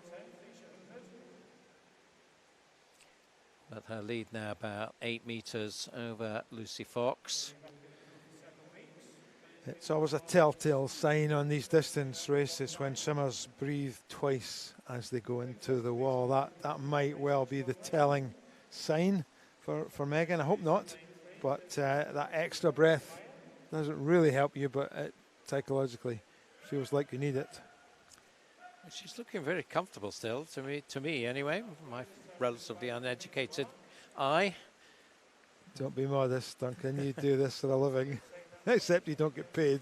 I was going to say I wouldn't get very far if I was relying on that. So slightly over the 110 that time, so does suggest maybe that the pace is just beginning to get to her. So we'll keep an eye on that, whether she can stay close to that 110 mark. She's just about keeping Lucy Fox in camera shots some of the time anyway, not now. And this is when you really need to be able to swim on your own. You need to be able to force the pace like we saw Evan Jones do. Seems like ages ago now, just in the previous race where you're swimming out front, setting the pace. There's no one there to race against. Yep, so that was about 30... Oh, can't work it out. 35. Lost the plot. 35.4 a bit. So again, you know, a little over that 110 pace, but still under the 111. So it's all still pretty good, I would say. She was second at the Swim England summer meet where she did her 9:22. So down in Sheffield back in August 2019. 17-year-old, so of course she'd have just been a 15-year-old then. 6:57, so just over the 111 now, so it's just perhaps getting a bit painful, but well, if she can find something, muster something in the last length, perhaps she can get to where you were predicting. Yeah, that double breath I think was a giveaway. She's just hit slightly slower per 50 since that moment. Yeah. There's a race developing for second here. You can see there that Olivia Mason is moving up now on Lucy Fox. That gap has shrunk quite a bit. Not going to see that. I'm just see the arms of Lucy there on the left-hand side, just where her name is. We'll keep an eye on that as they come up towards the bell turn. They're not going to get close to Megan. She's got this first heat lined up now. 9:22, as I said, surely she'll be inside that as the bell goes in 8:09.66. So that was around 112 that time. So if she can get down to maybe a 110 for her final 100, there you can see the race for second, which has certainly still got some legs in it. Lucy Fox will be trying to hold off Olivia Mason, who will be looking for a big finish here. Nice to focus on that contest for a bit, and we'll see the leader shortly. There she is, coming up to her final turn. Lead of about 7-8 meters. That's been fairly static for the last 200 or 300 meters. 8:44.96. So about a 35.3 there for her penultimate length. Now she's got to use what she's got left. See if she can up her stroke rate, get her head down in these last few meters, and see kicking hard there, and certainly that kick rate has increased now. She goes past the 15-meter markers. Let's see what she can come in. Can she go under the 920? I think she can. Let's see. It's going to be close. Oh, just over 9:20.14. Strong finish from Lucy there. In the end, saw off Olivia Mason's challenge comfortably. And coming in 9:23.42 with Olivia 9:27.82. And here you can see Amaya Watt will complete the finish.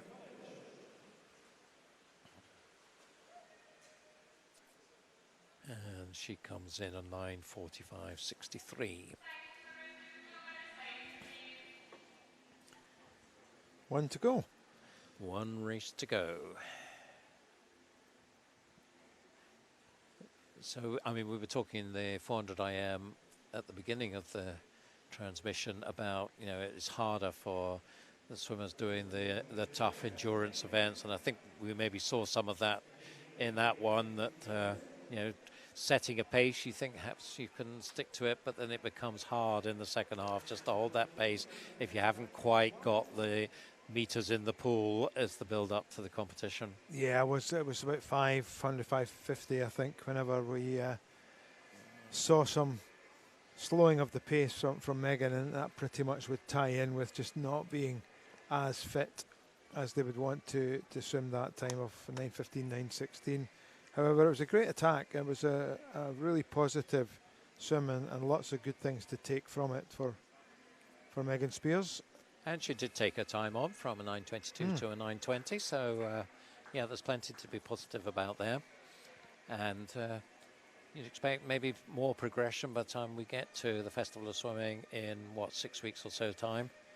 Yeah, that can make such a big difference. We've obviously remarked on the physical differences, the maturity that's come with the period of time that we've been out of the water or restricted training, and that coupled with regular stable training will certainly make a big difference at those events at the festival in mid-July. So we have this final heat of 800 freestyle to cap off this afternoon's session. The lineup is Sophie Main of Mount Kelly in lane 1. Newcastle's Lucy Headley goes in lane 2. Catherine Bailey from Perth City in 3. Livia Kingsland of Nova Centurion in 4. Laura Hodgson of Newcastle in 5. Ashley Bailey of City of Sheffield in 6. Ella Took of Newcastle in 7. And Harriet Salisbury from the City of Peterborough in lane 8. Fastest time here, 9:08, Livia Kingsland. And up to a 9:16 for Harriet.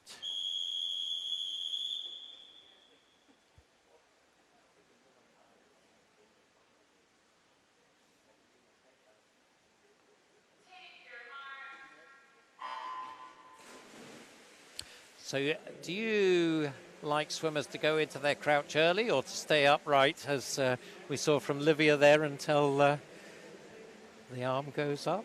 I think it depends on how stable their position is on the blocks. If they're able to get down quickly into that stable starting position, that's fine. Most just make the slight adjustment whenever the take your marks command is given, or invitation rather is given. I think it works, whatever works best for swimmers. One of the things I do see with youngsters is an instability on the blocks where they are almost falling in, and using these platform blocks are great, but you do have to have a secure base from which to start, and it's something young swimmers often have to work on. So these swimmers all more experienced and therefore able to cope with that, I think, pretty comfortably. And a good start in lane 2 from Newcastle's Lucy Headley. She's going to take them through the 100 with a really good lead, 62.49, so certainly starting off quite a bit faster than the first heat. An advantage of over a second from Ashley Bailey in second, Harriet Salisbury in third from lane 8. And then the other 5 swimmers pretty much in a line.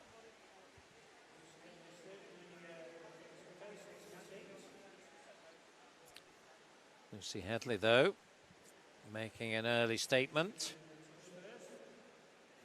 Let's see what she can do. She did a time actually in Edinburgh in 2019, and the Scottish East District Open Championships, and some of the northeast of England clubs came up for that. And so she obviously enjoys swimming in Scotland. She also swam in this pool at British Summer Championships in 2019. It was pretty convenient really for the north of England clubs to come up to good level competition in Scotland, and it's always great to have them come up. Oh, it really is. It adds to the richness and the depth of competition anytime, whether it's age group or open events. We're not quite finished building Hadrian's Wall again at Duncan, so until that happens, everyone is more than welcome to come and join us. Seriously, it's fantastic. And of course, as we've been watching the swimming these last couple of days, lots and lots of clubs from England up supporting this junior event in the afternoon. They're very, very welcome. And this pool, of course, has come a little bit of a favourite of British swimming, really, with the number of events that have been held here over the last few years. And it is a fantastic facility, isn't it, with a 50-metre pool, if you choose to choose it as a 50-metre pool, underneath the gallery that you can see on the far side of the pool, and this lovely 10-lane competition pool to compete in. And of course, we've seen Commonwealth Games here, we've seen European Championships here. We've also seen the Jewel in the Pool, which is one of the fastest ever short course meets, and it's such a shame that we haven't done too many short course meets here in Glasgow at all, domestically or internationally. So at the 300 mark, 3:18.27, about 7.5 seconds faster than the first heat, and around about 68.5 or thereabouts.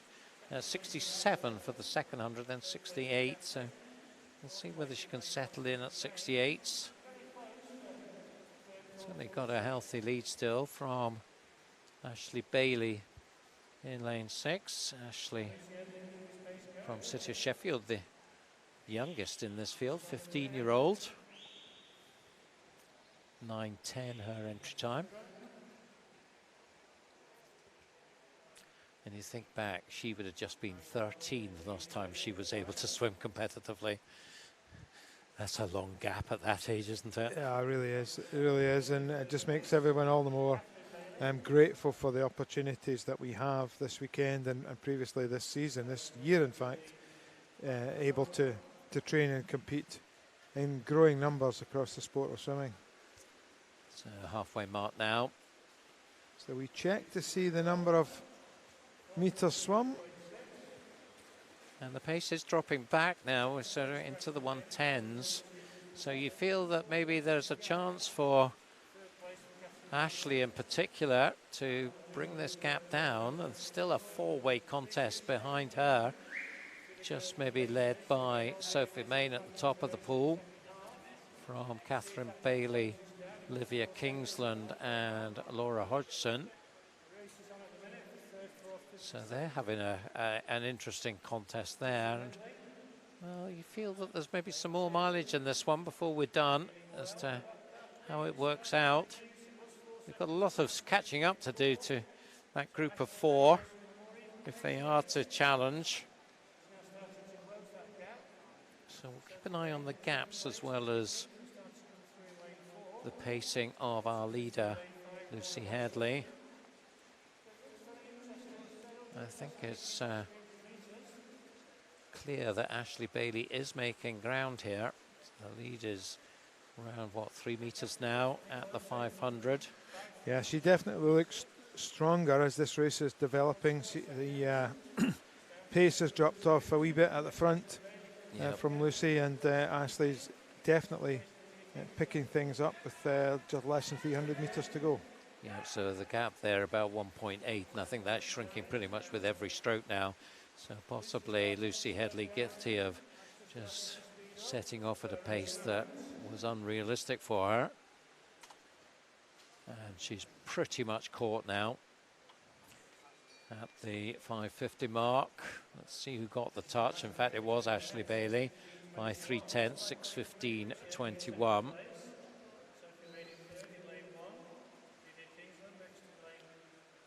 Sophie Main is holding on to third. In fact, if more than holding on. She's pulling away from the others now, with Olivia Kingston and Laura Hodgson just behind. Just see them briefly on the left of your screen there, but at the front at 3/4 distance. Let's see what the gap is. Ashley Bailey, 6:49.91. Lucy Headley, no time seemed to come up there, so just looking at the splits there, around about 68, I think, for Ashley.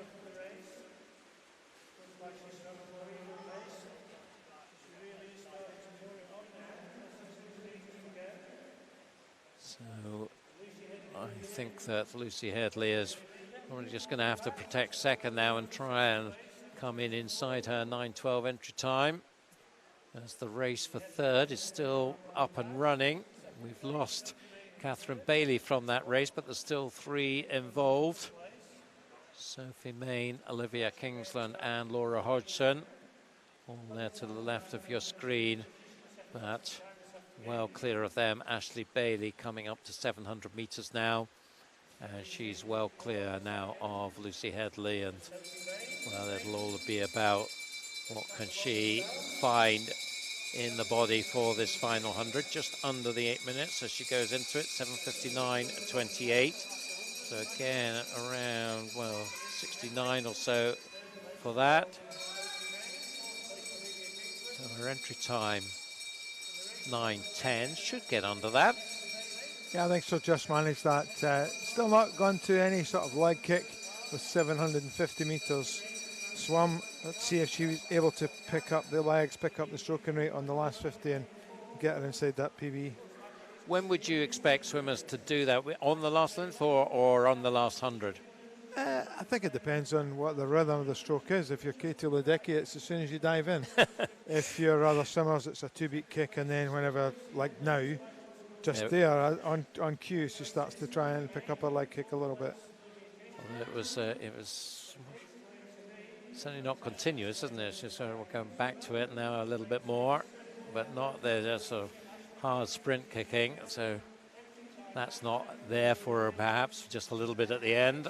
She comes in 9:06.89. I think be happy with that, you would think. About 3.5 seconds inside her entry time. Second place, Sophie Main. Well, well, let's just see, because I think the timing, yes. So it's Lucy Headley. Of course, we lost a time split for her, so that momentarily confused the scoreboard, but 9:11.59 now given as a second place finish, ahead of Sophie Main's 9:14.66, and she was able to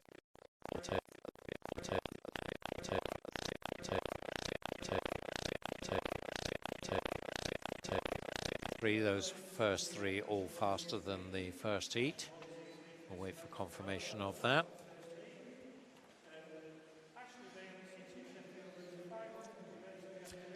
So we come to an end of what's been an interesting junior session, our first of 3 junior sessions this week.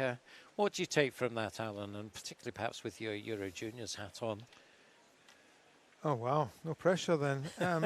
I really enjoyed it. I think we talked about, what most of the issues are in terms of conditioning and training and so on. But, right from the start, we saw a cracking 53 from young Eva Ocaro, and saw her do fly a bit later on as well. And what took my eye in particular was Andrew Bertoli's 400 IM away back at the start too. But, all the way through the session, I think, really encouraging swims and progressions. Evan Jones's 200 free, I think, was a nice improvement as well, and several other swimmers we remarked on backstroke and butterfly on the women's side, pretty strong too. And it's quite hard to only getting the one shot at it.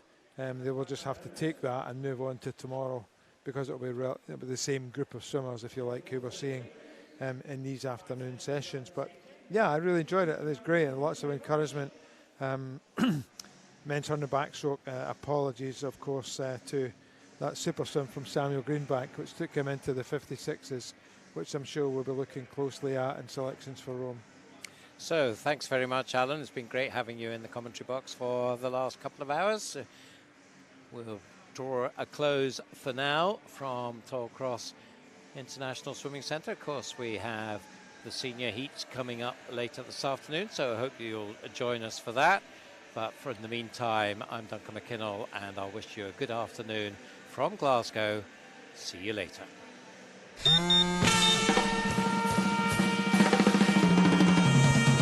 Whatever your day holds, you need a breakfast that helps you get up and go. Up. And go, go, go. Up. And go. A delicious breakfast shake made with oats and milk. High in fibre, high in protein, high in calcium. Start right with Up and Go. The official breakfast partner of British Swimming. Find us in the cereal aisle. SIM-only plans? There are always so many tempting options. So you jump headfirst into a long contract, which keeps you locked in for 12 months. Somebody let me out. At Labara, we offer great value plans and total flexibility. You can get 10 gigs of data, unlimited UK minutes and texts, and 100 international minutes for just £10 a month. And you can change or cancel anytime. Now I feel free. Buy now at labara.co.uk. Attention, please. Here's something I bet you didn't know. Not all supplements are created equal. At Healthspan, our omega-3 oil is sustainably sourced from the South Pacific Ocean. We find our turmeric in the southern slopes of India. And our cod liver oil comes from the cold, crisp seas off Greenland. We work hard to seek out the best ingredients for our supplements, because that's the Healthspan way. We're healthspan.co.uk. Vitamins and supplements in-store or direct to your door.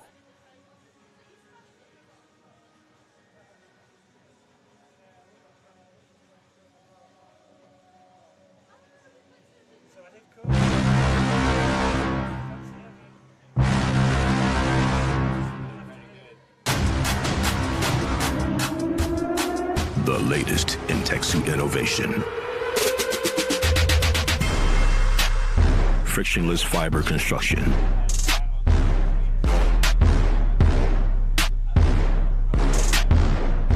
Surface lift technology.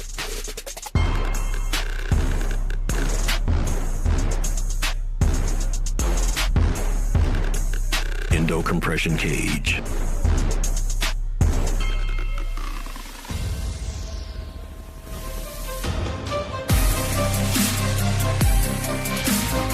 Seamless exo shell.